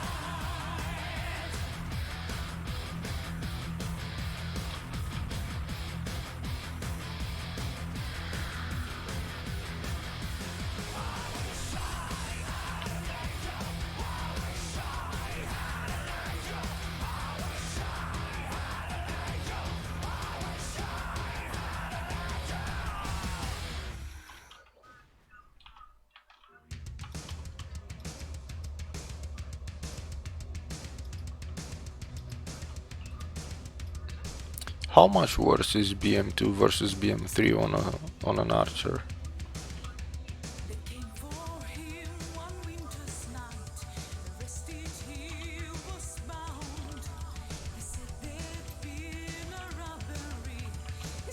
How much HP do you take from bosses with BM versus BM3?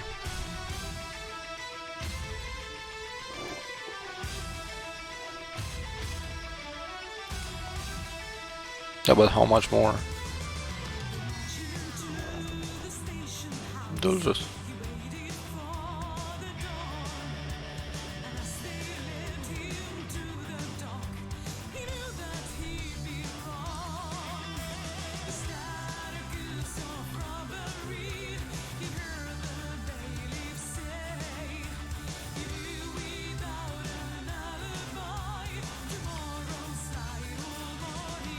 I was checking on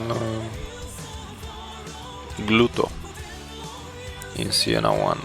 So I would go Siena 1, sometimes I would go BM3, sometimes BM2, and I would check how many seconds I need to kill it. And sometimes in BM3 I needed 15 seconds, and in BM2 20 seconds.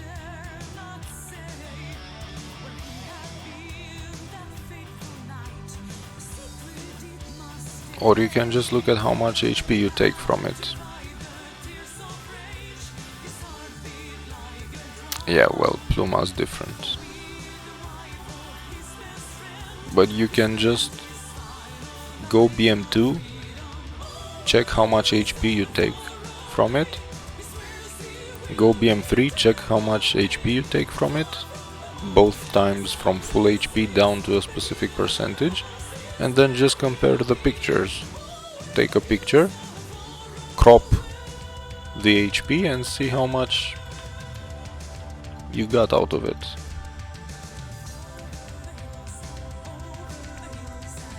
Or if you kill it, look at how many seconds left you have. No, at any boss on the map.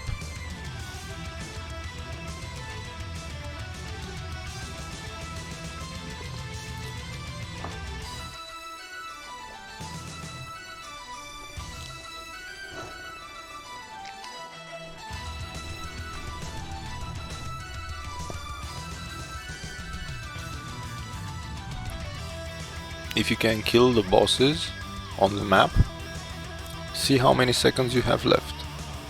If you cannot kill the boss you're trying to test, you have to see how much HP you leave the monster with. Either you kill it and you check how many seconds you have left of BM2 versus BM3, or if you cannot kill it, then at least stay alive and check how much HP you take away from it, from 100% down to the end of your BM.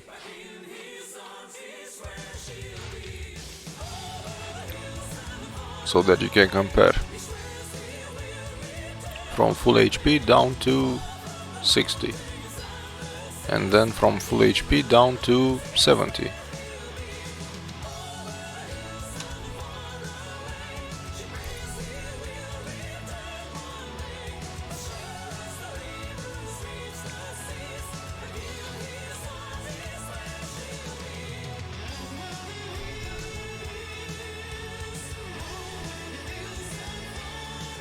So that you can compare them.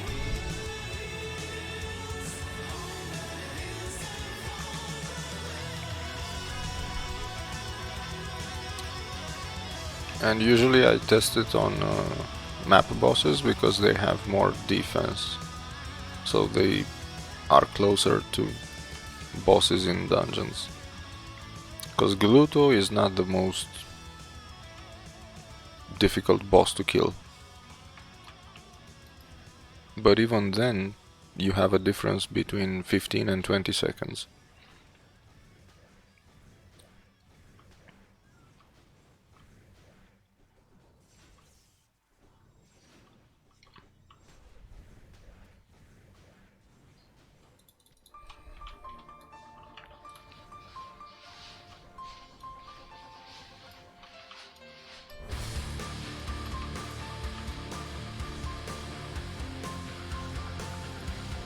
I mean, it's noticeable even on Gluto.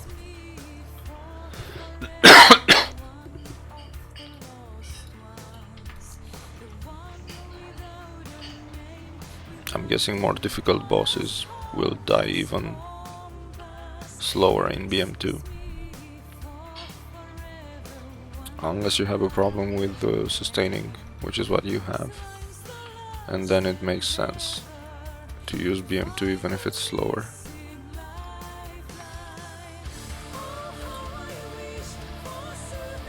Yeah, they should actually.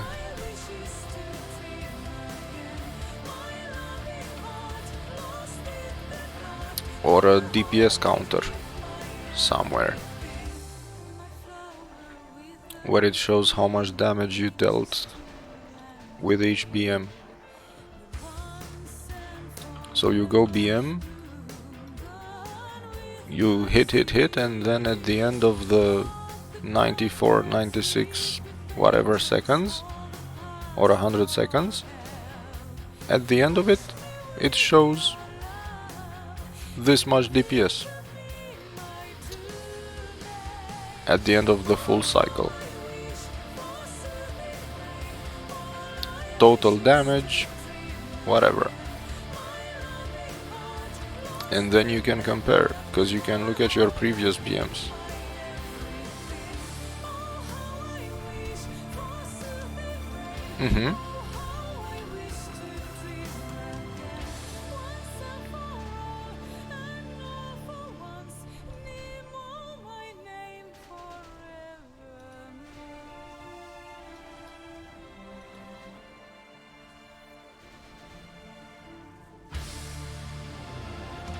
I mean, for an MMO which relies on damage, I find it kind of strange that they never had any damage related way of finding your DPS.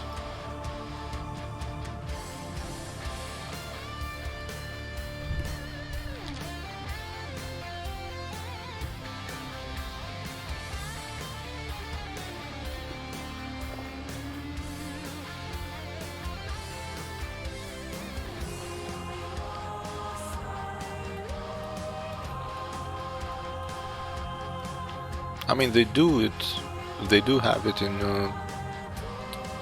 Baldus, in the arena.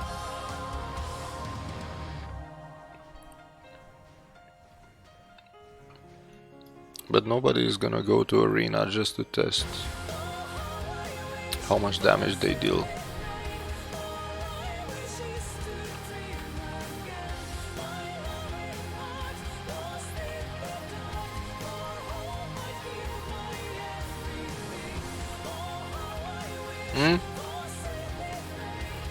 Nu, pentru că streamez.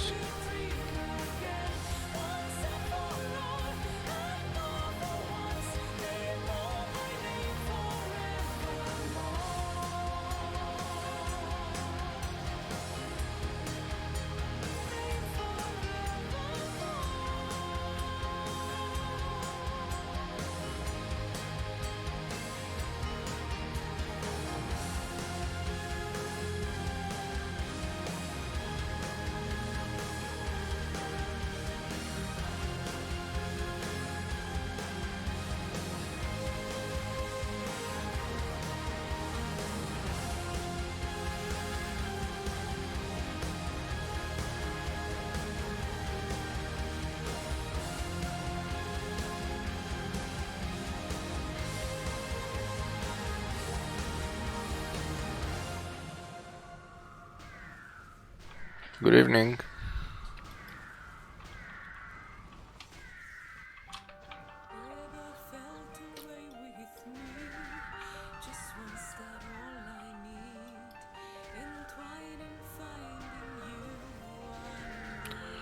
Nothing's up, I'm just trying to get some Siennas.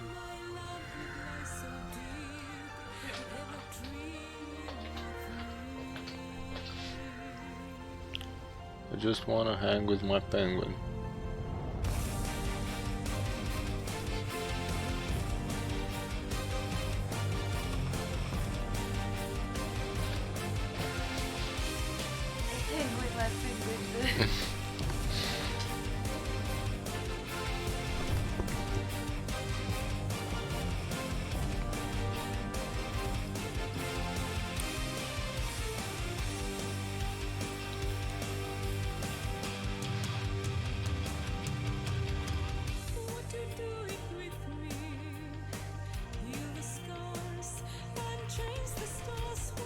Oh wow.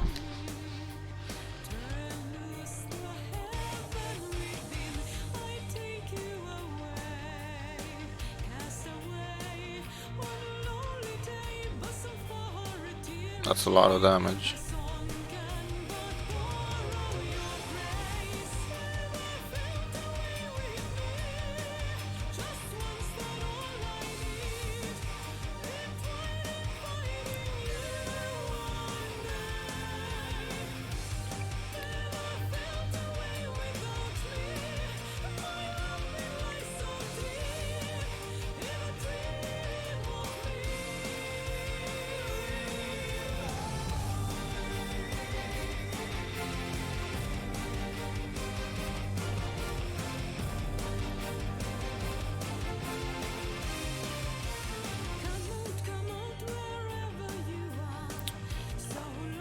Metal classics, metal.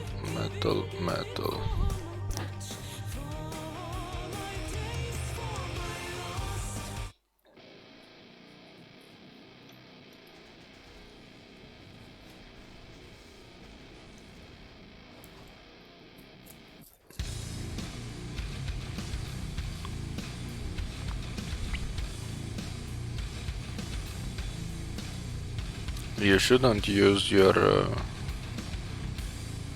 buff.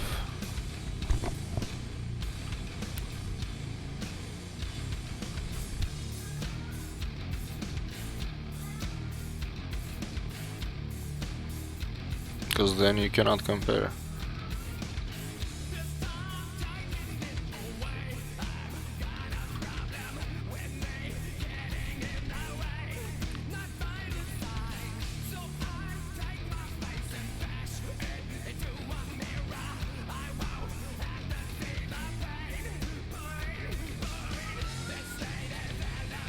Well, yes, but it changes the values for your critical hits.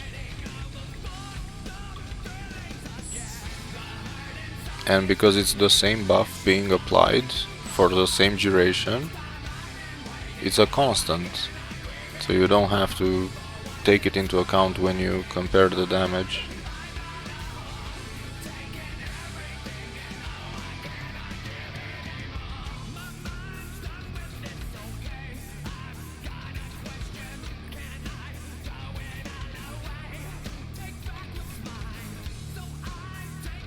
The point was to see, you know, buff free, to see the difference.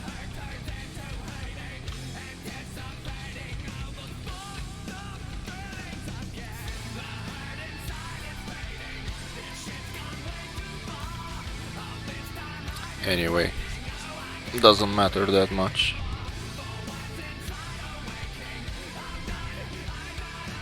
It only matters if it's a close call.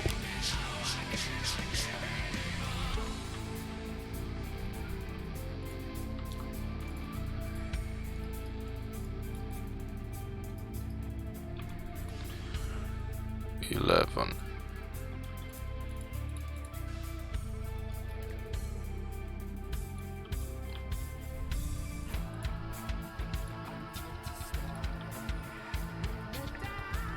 Be right back.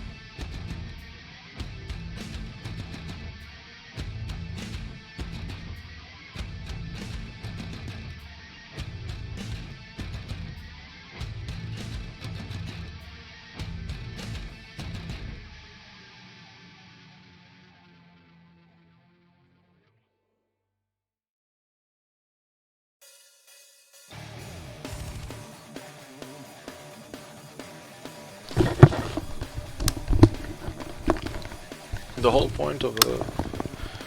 point of a damage test is to have the same situation in both tests. and as few variables as possible. If you keep adding more and more variables, like extending buffs, rings and stuff, you can't actually compare the two scenarios.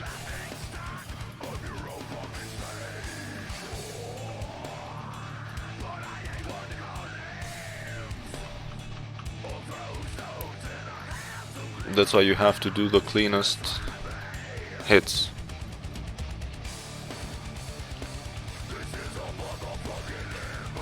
I have 12 now.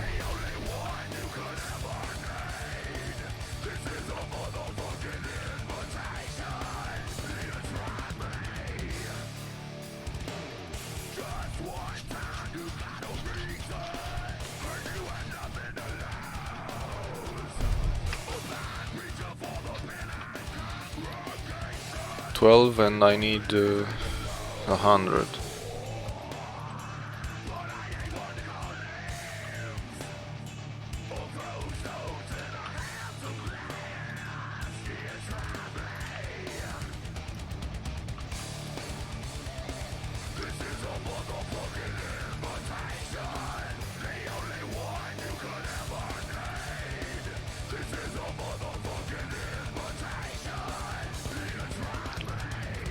Good evening also.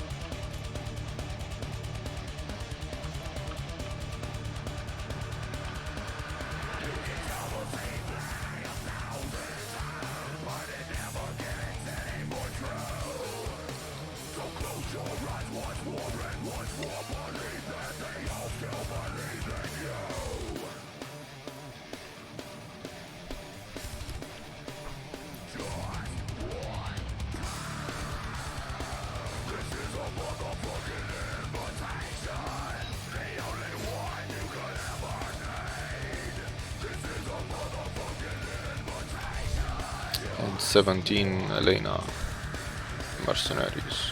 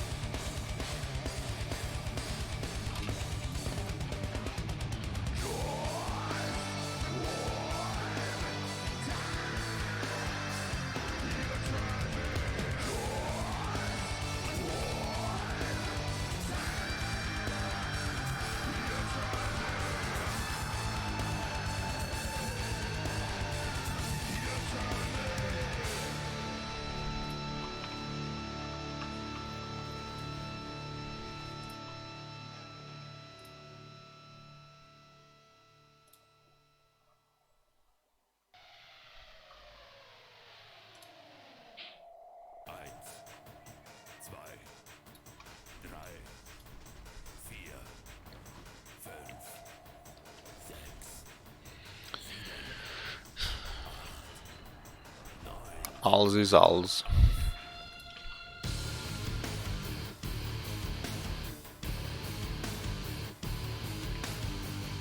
Every time I sell a Sienna piece, I think about what if this would have been a 27 critical damage Sienna with penetration.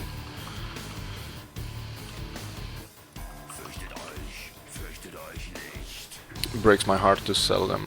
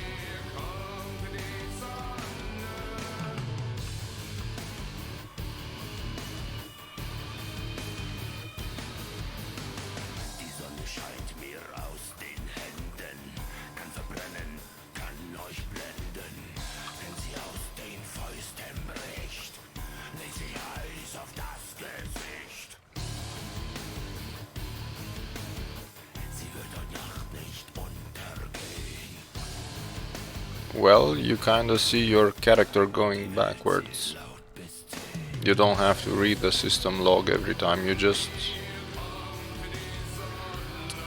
see XP, XP, and then there is a short brief moment when it says knocked down. So you can see it because when you get knocked down, you don't get XP anymore, so it doesn't refresh. So you have time to see it.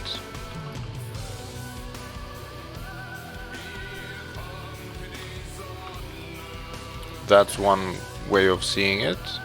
Another way is to just look at your character, and when you see it go backwards, you dash. But if it's too much to read it here, you can just look at it in system chat, and it's the same thing. Also, in Siena at least, there is no boss that knocks you down, so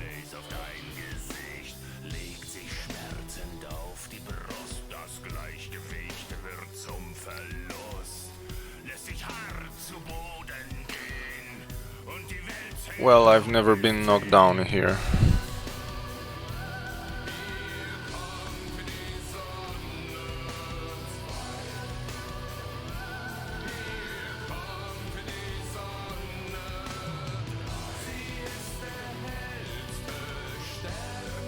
But usually you just check the XP.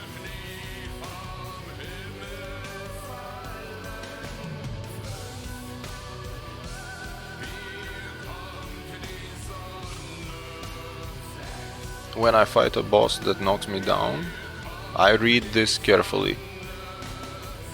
And when it says that I got knocked down, it's the same as reading it in system chat. If you're quick enough, you get to react. You just gotta pay attention to not miss it.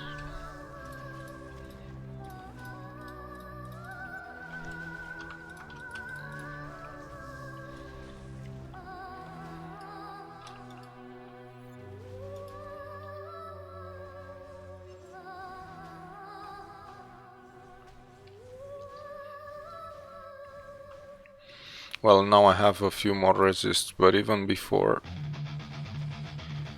now I have 32 and 26. But even before, when I didn't have those, I still didn't get knocked down.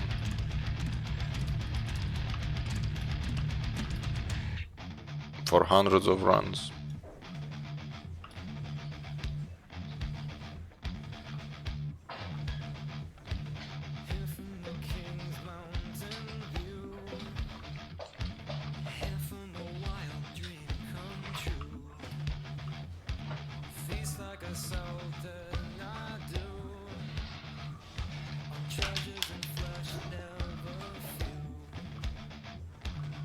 ¿Hay una?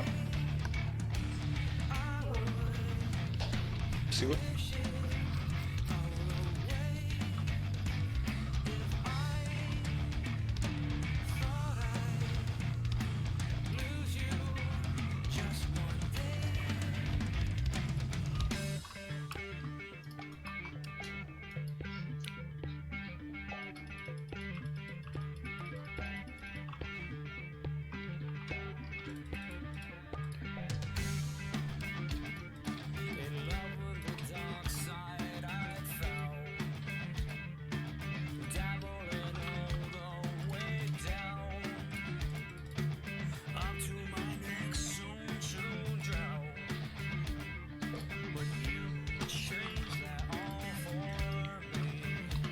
Only 14 today, I've been lazy.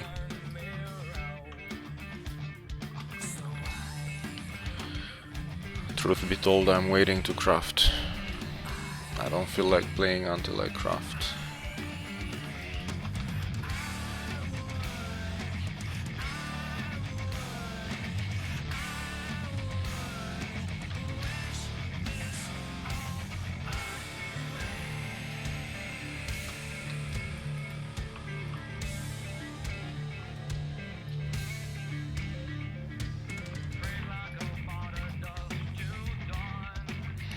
Nobody likes to farm with a full account.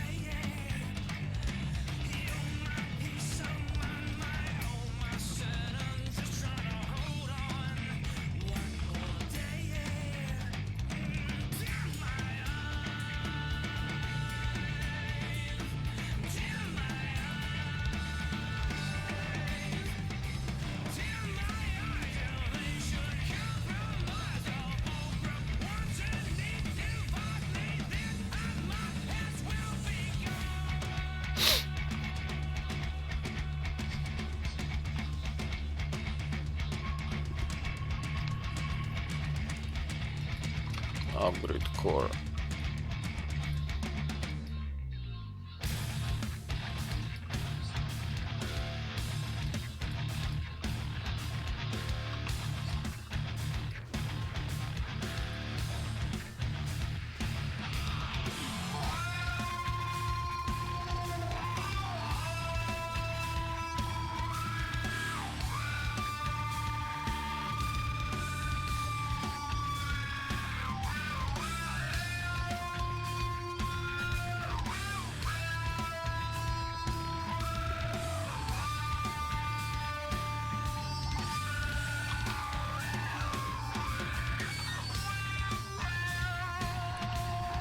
Let's see.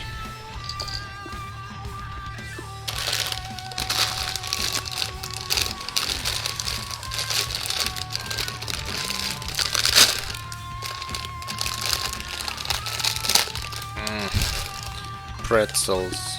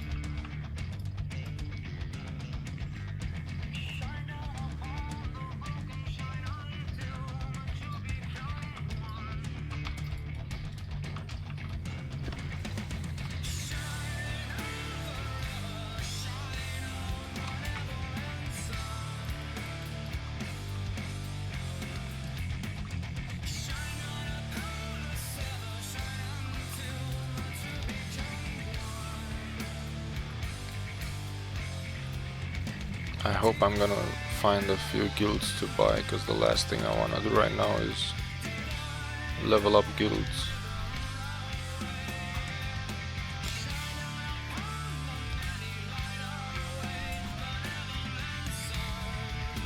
Oh, don't tell me there are a few.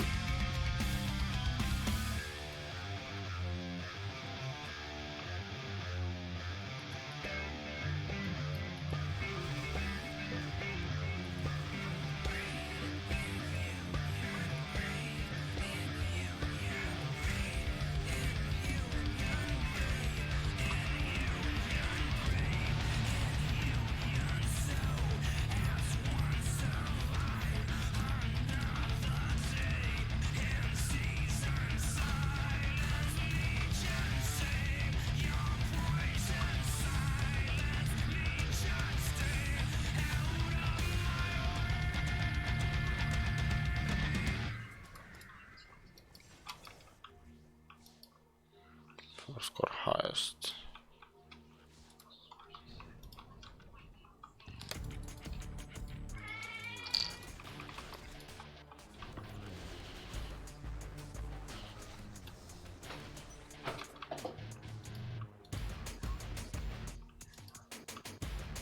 Lucky Matu.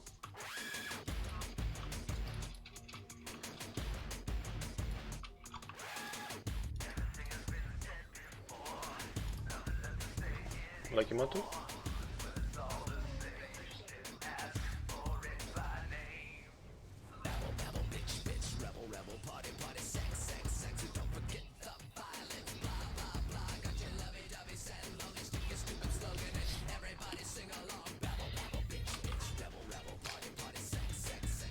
Life absorb.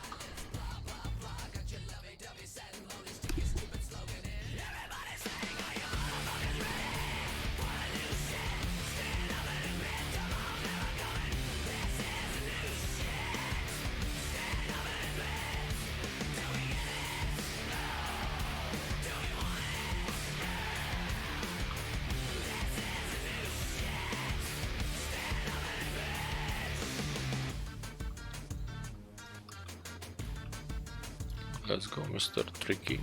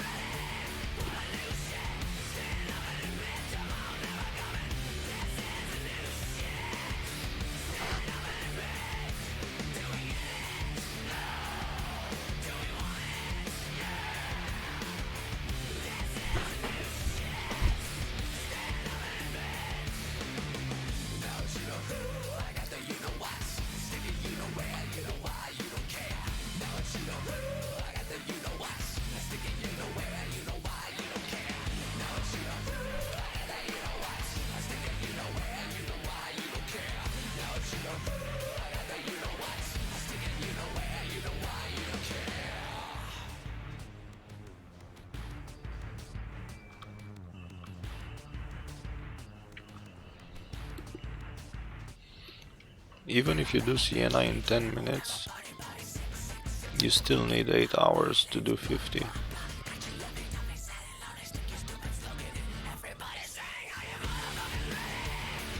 No, wait. 10 minutes, 6 every hour. Yeah, 8 hours.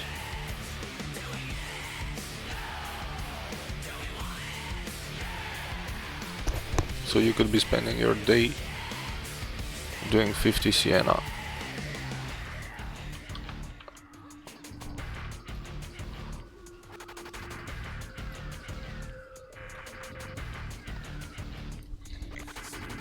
And if you do Sienna in 5 minutes, 12 every hour,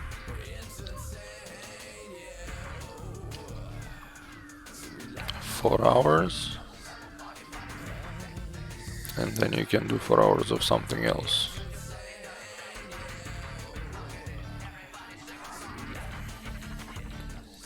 That's a lot of Sienna.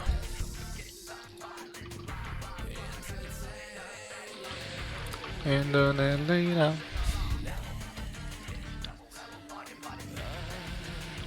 18 now.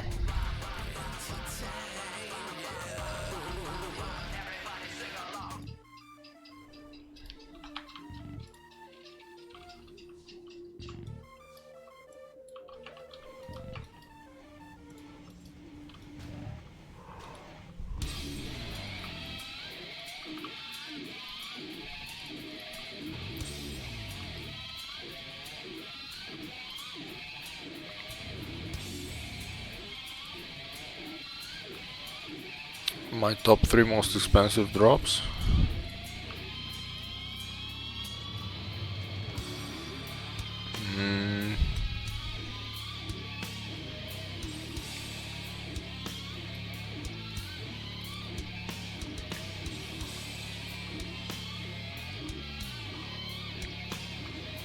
I got no idea. 14 Magic Amp Blader Gloves.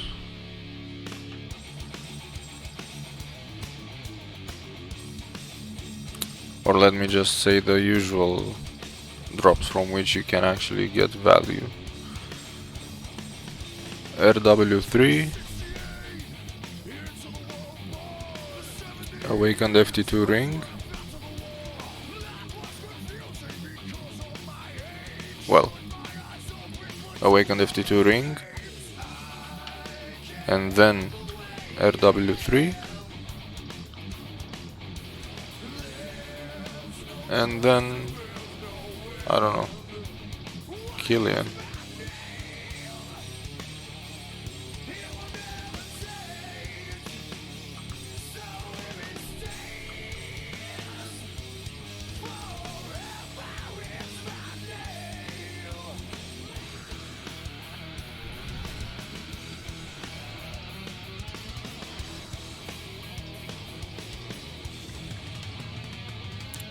You can't actually get any expensive drops when you spend all your life in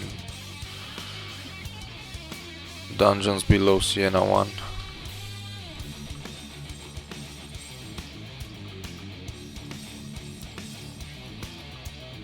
Because for the past 2 years or so I've only done Lake in Dusk, I've done Rena Station, Seal of Darkness and Sienna 1. Oh, and the Gold Mirror. Gold Mirror in Sienna 1.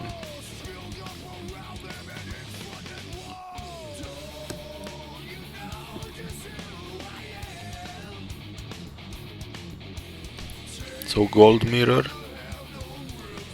was the most expensive, and then Awakened Tyrant Ring, and then RW3 Bike.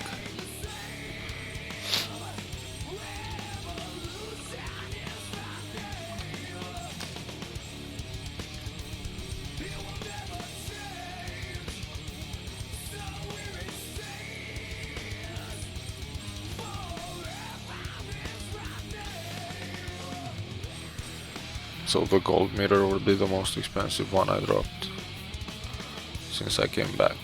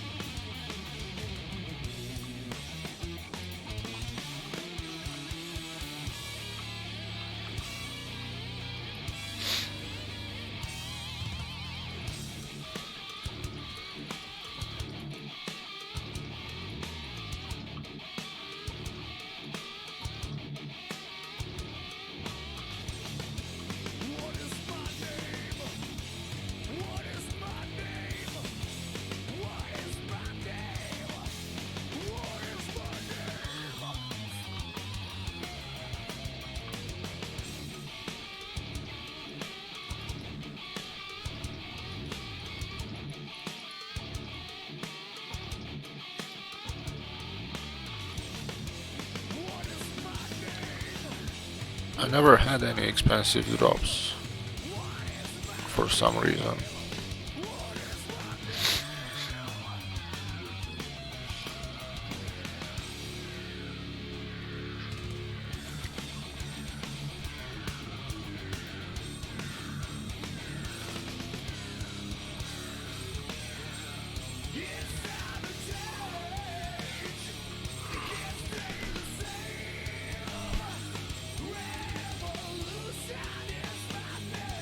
I did get plenty of all others.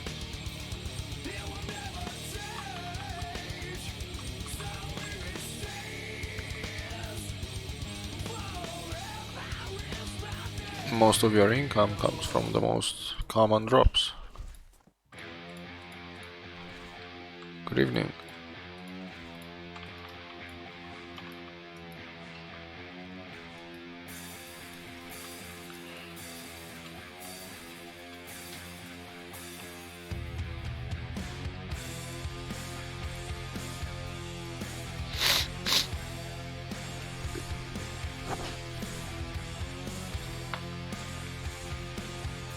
But even though I didn't get any expensive drops, I was still able to get a decent living out of the dungeons that I've done.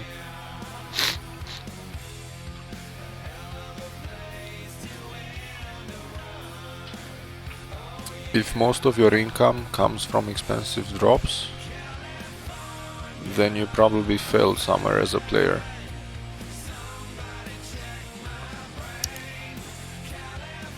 I don't know, because a gold mirror is actually a very good drop in Siena 1.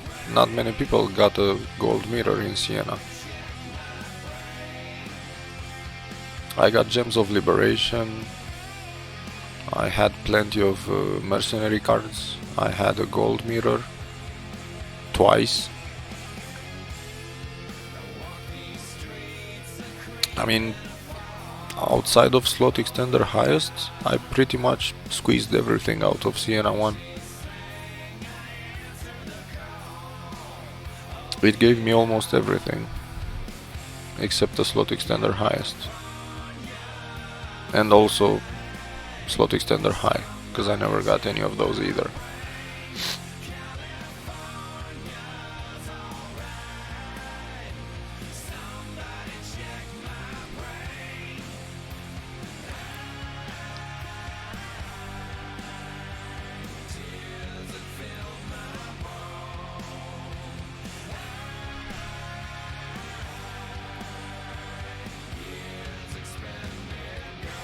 Honestly, I don't even need luck.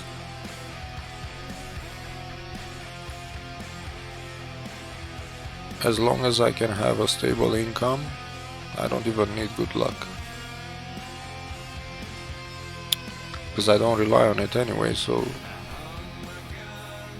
I don't take it into account when I start running dungeons and I wanna say, when I start dungeoning and say that I wanna do 1 billion today, I don't take into account a slot extender high. I plan on getting 1 billion from regular drops.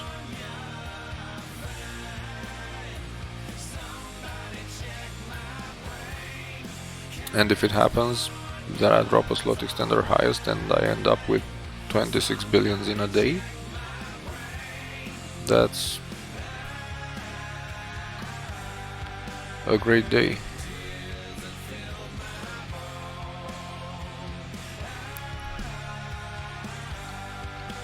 But when I do my average income and stuff, I don't take into account random drops like a slot extender or one of these more uncommon ones.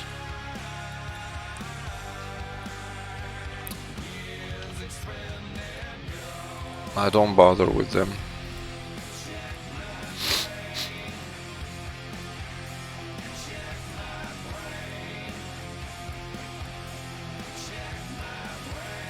Where the fuck are those Sienas? I guess not.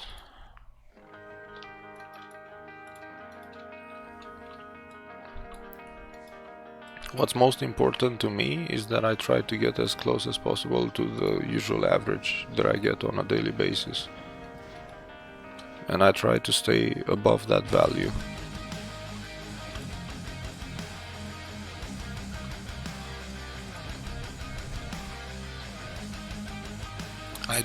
For instance, I do 50 or 100 runs, and then I look at the average revenue, average income, average profit, whichever way you wish to call it, and then I try to do my best to stay above that value with every day that I play,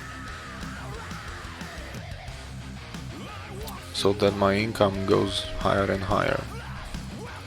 And in time, if my revenue increases, so do my expectations from every day of farming. Oh shit, I spawned them. My space reflex again.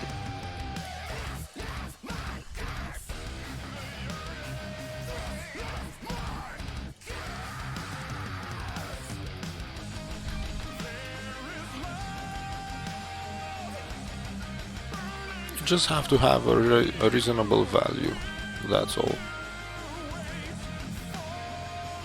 Find a reasonable value which doesn't kill you.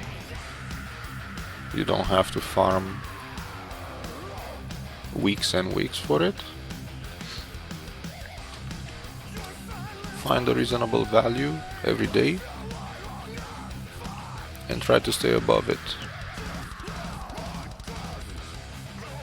And let it grow in time. Every day you get more and more and more and more. And if you get less, try to fix it the next day. Don't let yourself run into deficit for more than 2-3 days.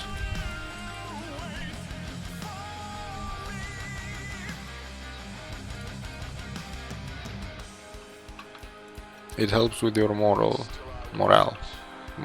Jesus. It helps with your morale. When you open inventory, you open your inventory and then you see the amount of money increasing every day or every week. It makes you wanna do more and more dungeons. But if you see the same amount of money, or even worse, less money than the week before, you may not wanna dungeon anymore for a while.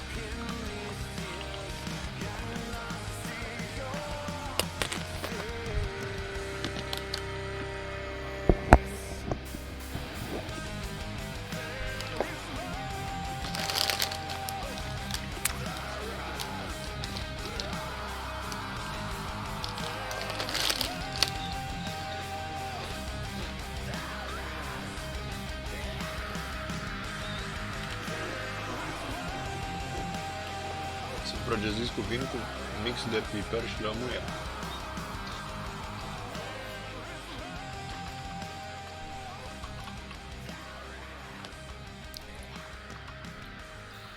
I'm eating some pretzels which have wine in the dough, and then they contain pepper and lemons.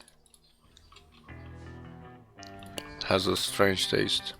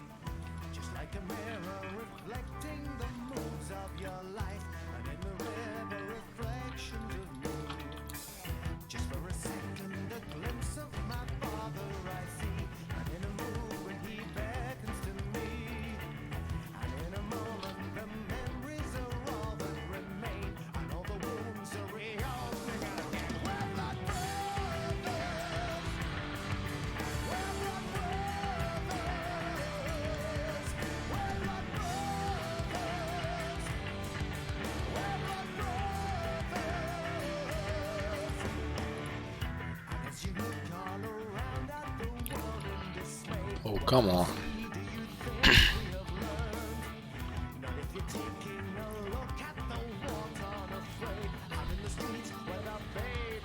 Can't wait to do Sienna on level 5.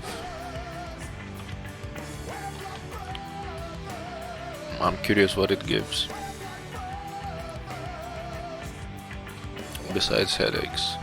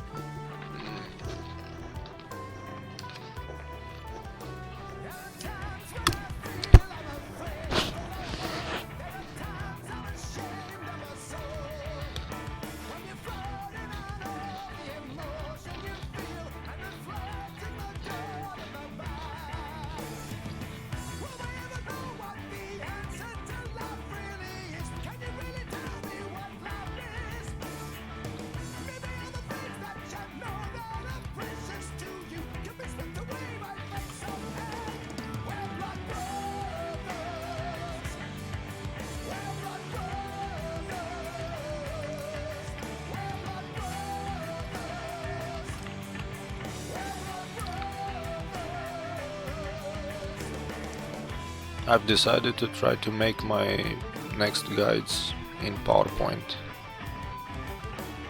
Takes a lot less time than doing a video. And then maybe my English is fucked up during the day and I can't pronounce properly and people don't get it. So it's easier if I just use PowerPoint.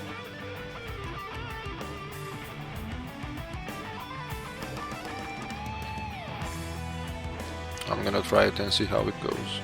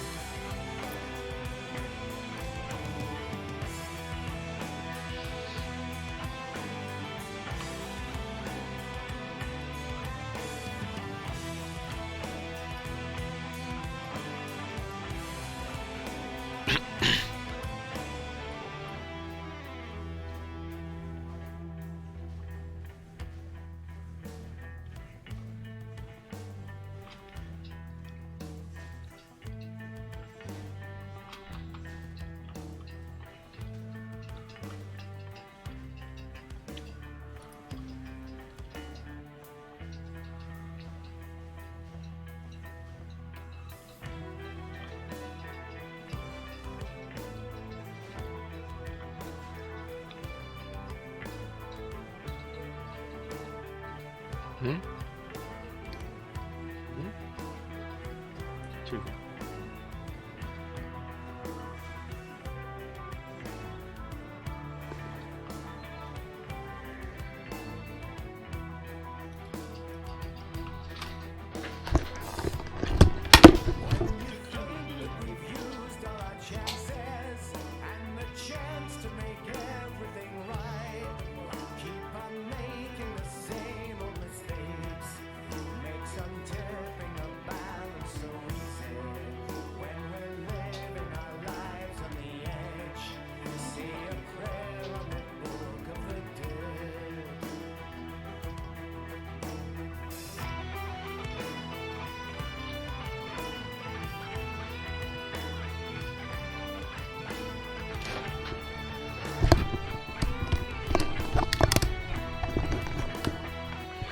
Stop it, wall.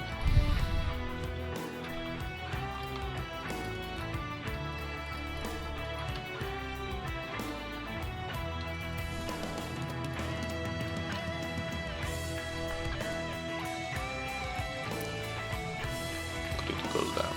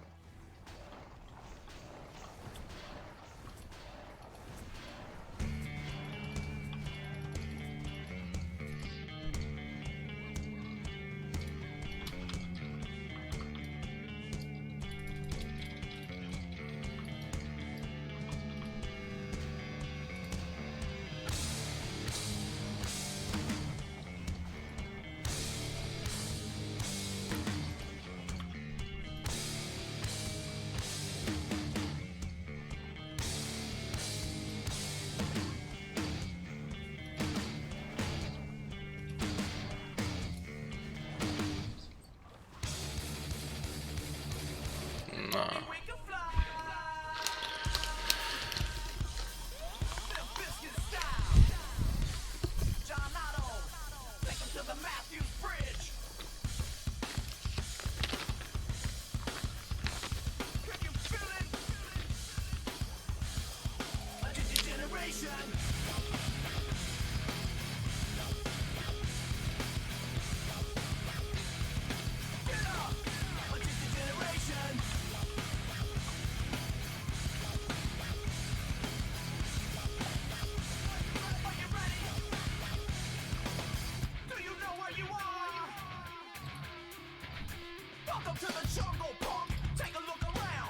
Slim Biscuit, fucking up it down. Oh shit.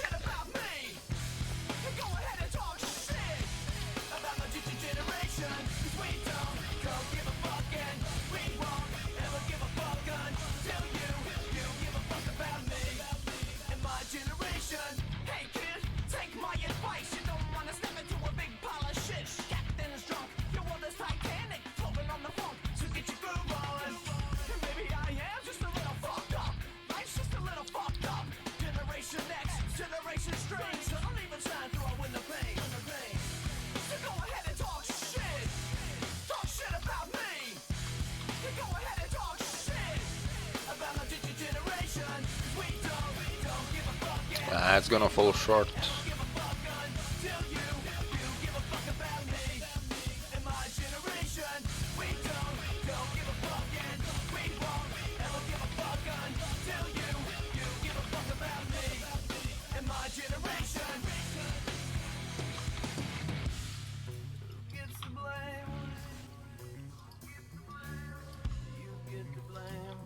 I won't have enough seconds. I don't want to extend. Yay! Congratulations! Purpose again.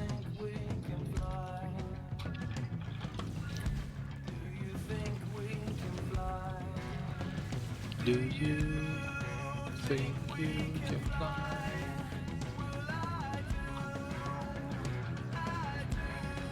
Or maybe I'll have enough seconds if they spawn right away. No, I won't have enough. 10 fucking seconds.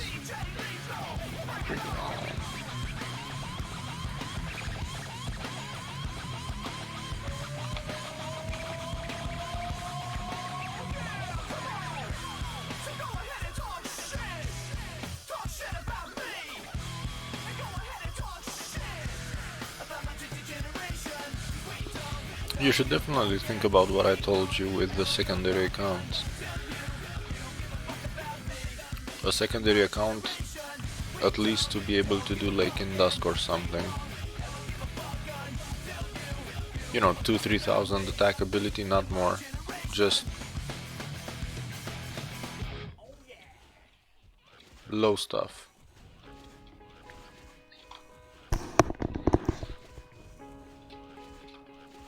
You never know.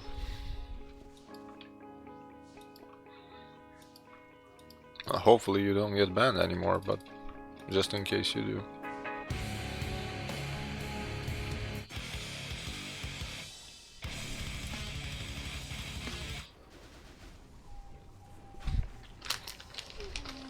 You never know.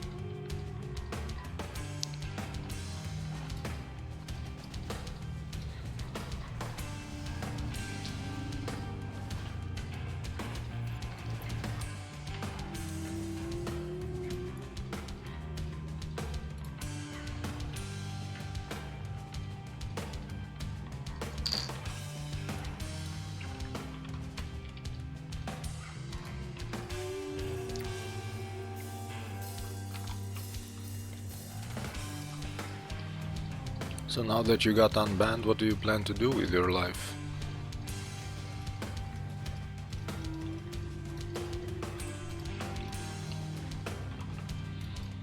Grind dungeons and get banned again?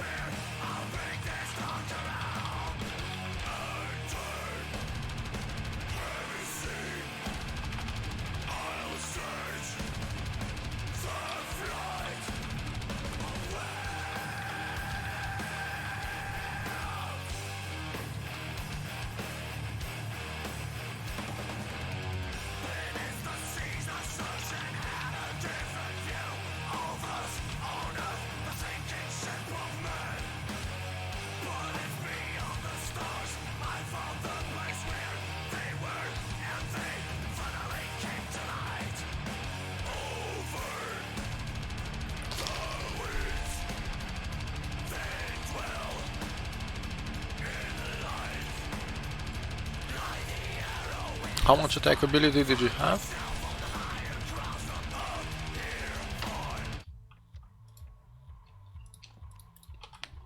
Why would you spam Seal of Darkness? Pretty sure you can make more money elsewhere. Unless you're looking for a specific something.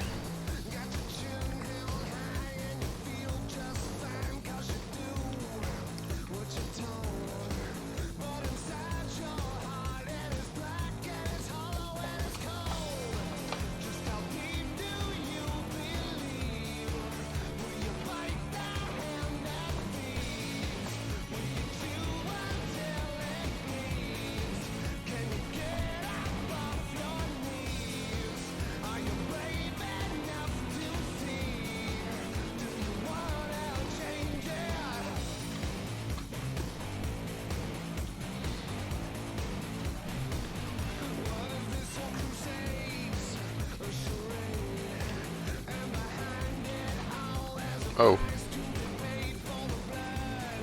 So how did you get banned so quickly?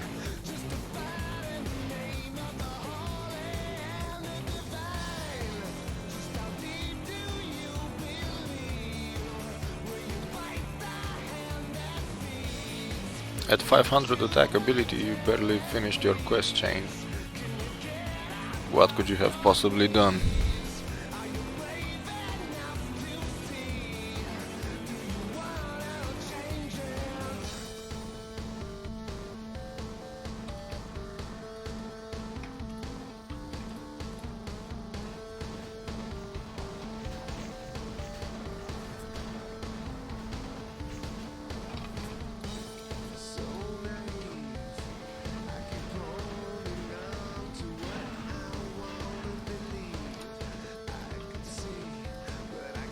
Not many things you can do at 500 attack ability that get you banned.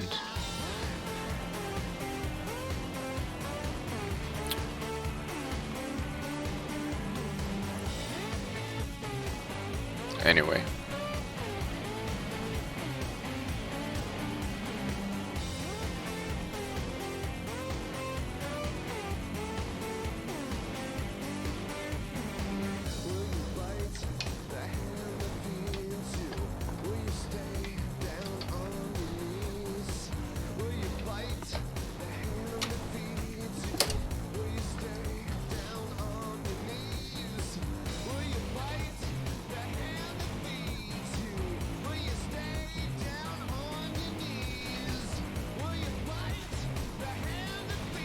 As long as you can go back to making money.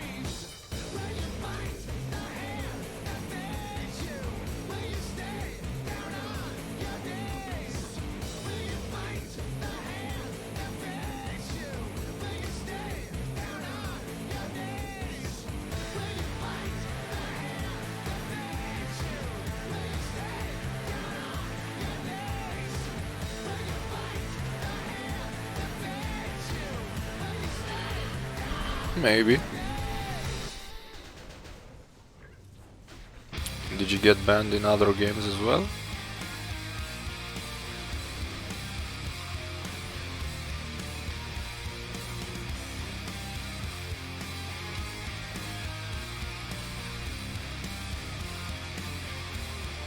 Because if it's only Cabal, then it's not a sign. God would have banned you from all games.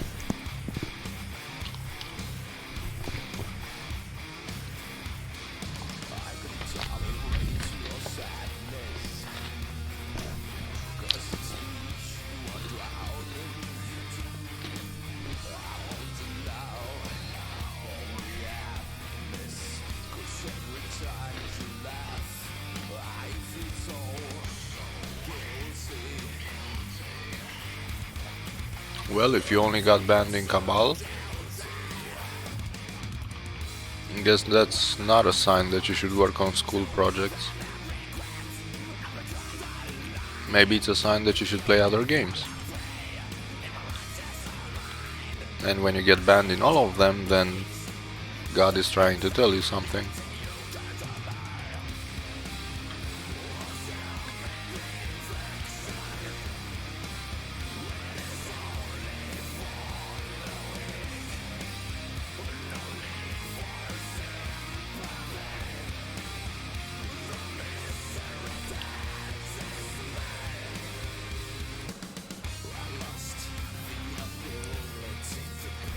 It's a perfect procrastination method. When you ignore the signs and you just say, nah, this wasn't for me,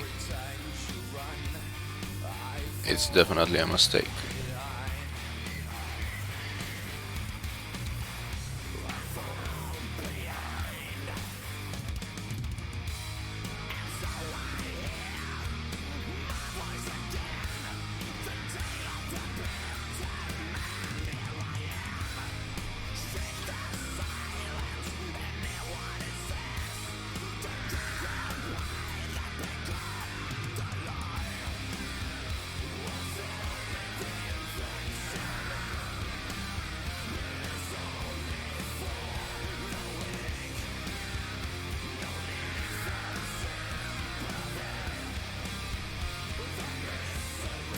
Four score highest. I'm sick of it.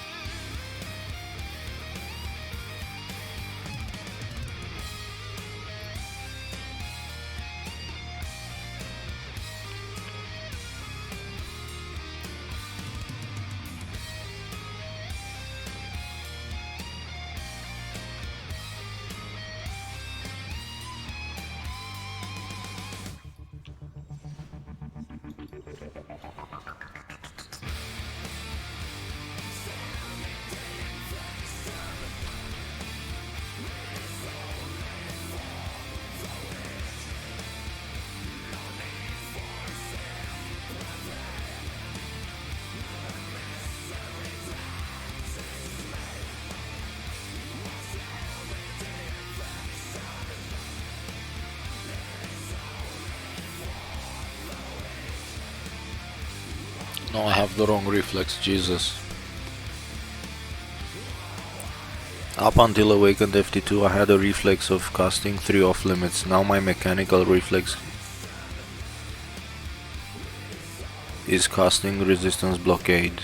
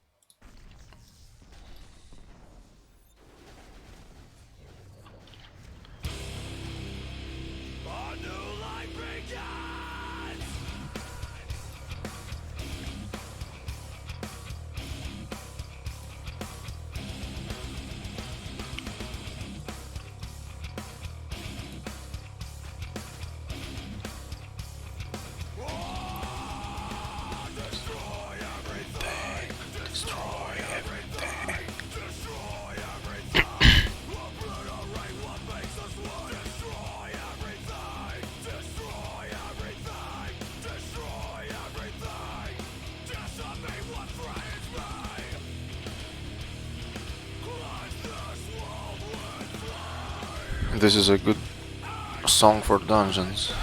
When you drop 2 slots, destroy everything.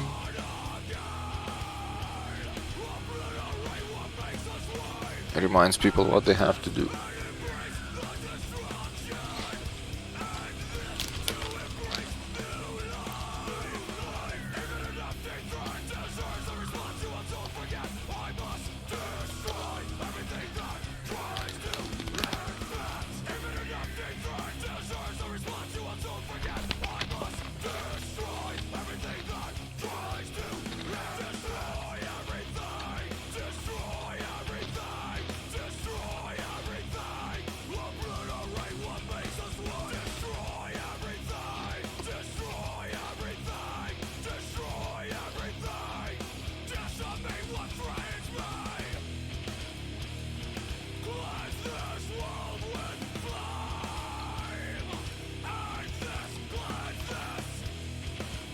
Oh, come on. I need one more.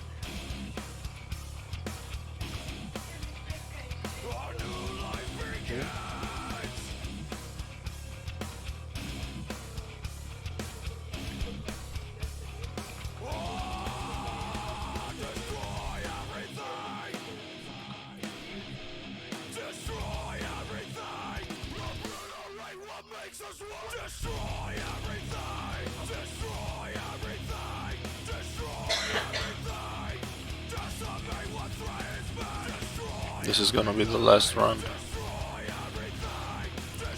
Oh, shut up with the destroy.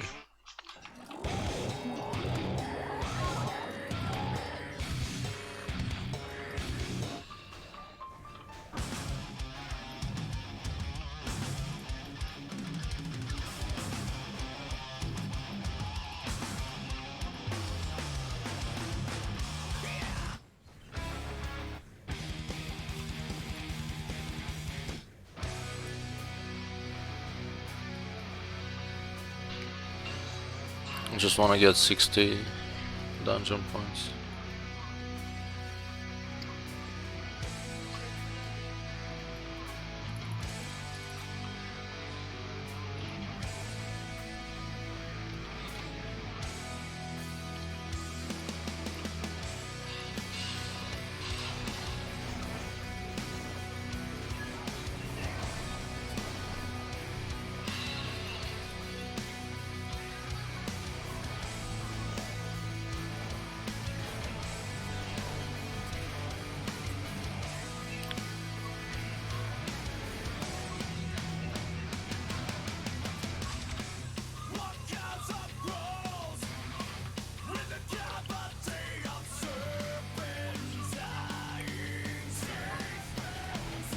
Yeah, but sometimes those bans are just errors, you know.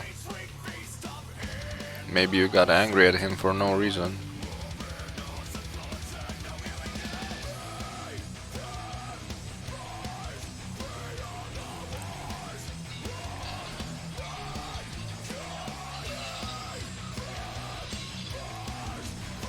Last time I got banned for something was 20 years ago.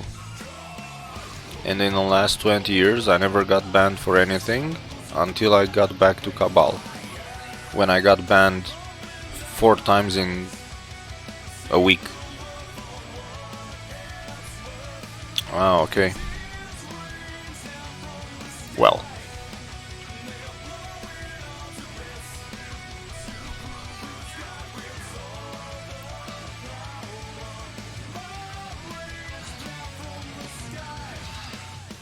In that case you should break his fingers.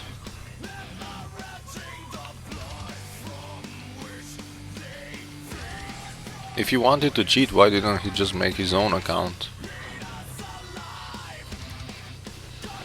Why did it have to fuck up yours?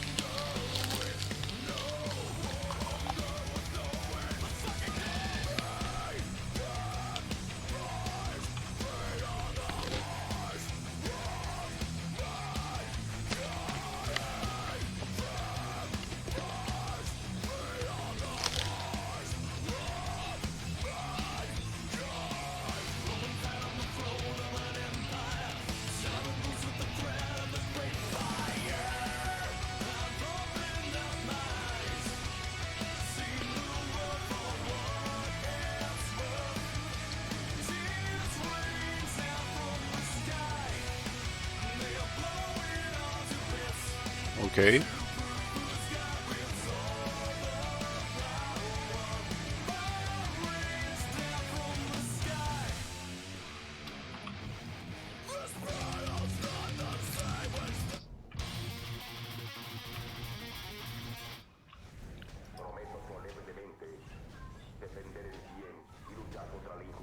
Wow.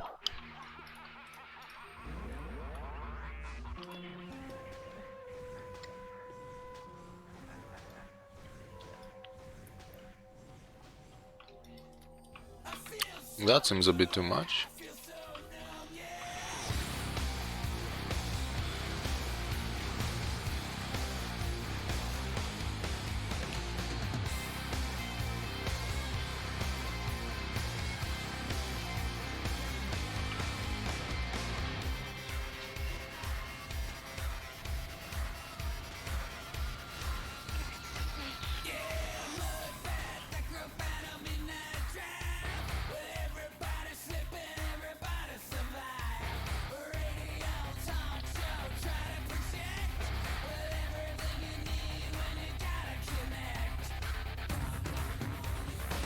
Oh, please tell me there's no other.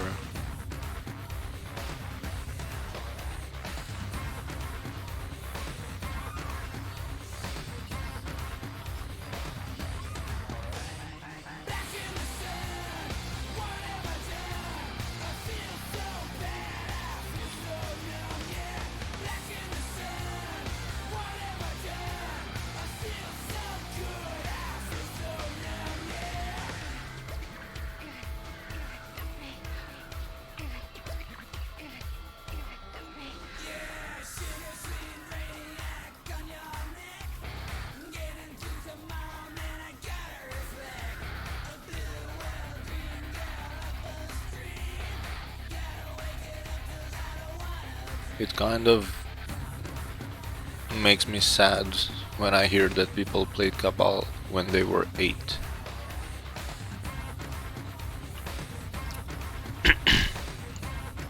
Or 9 or 10 or 12.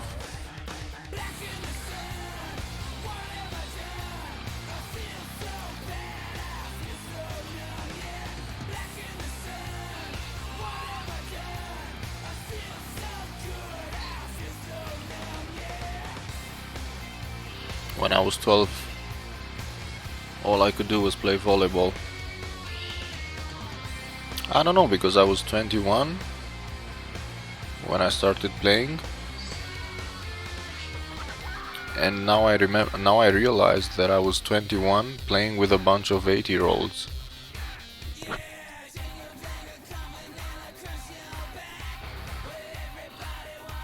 Or 12 or 14 or 15.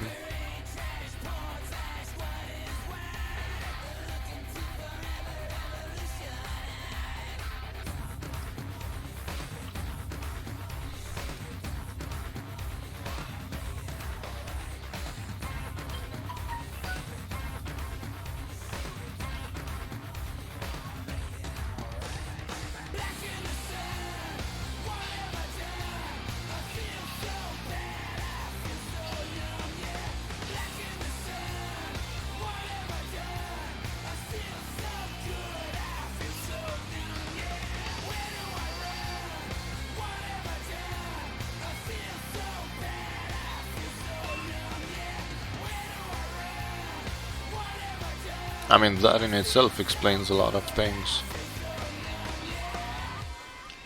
Many of the things I've experienced back then.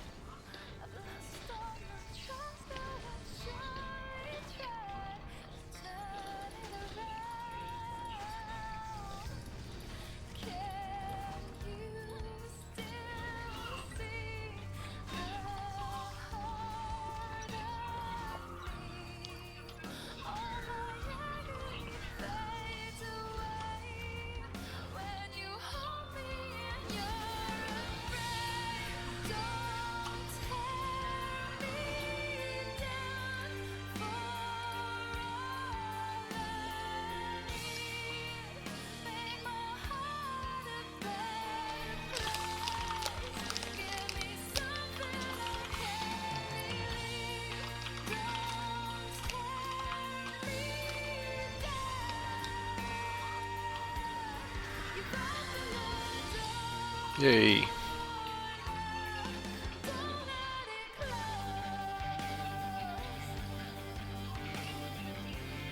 Yay.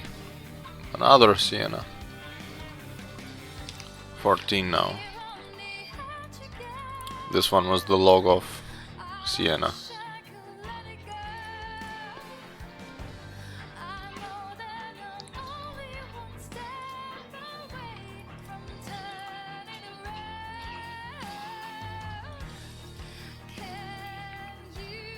To 50, 15%, Jesus.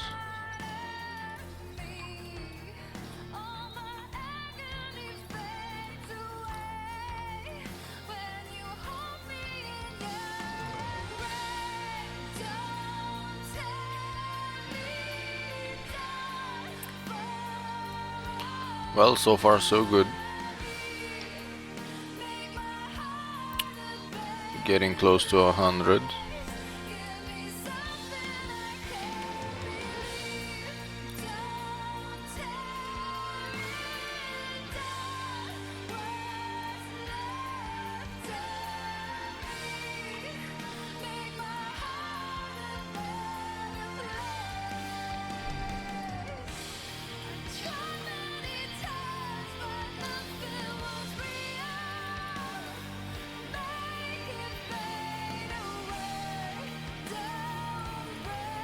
Where is this one?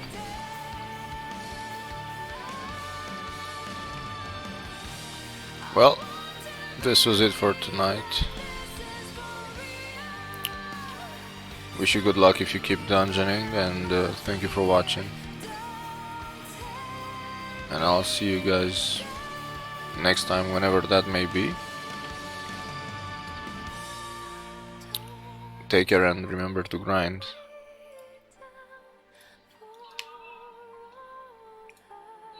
Good night.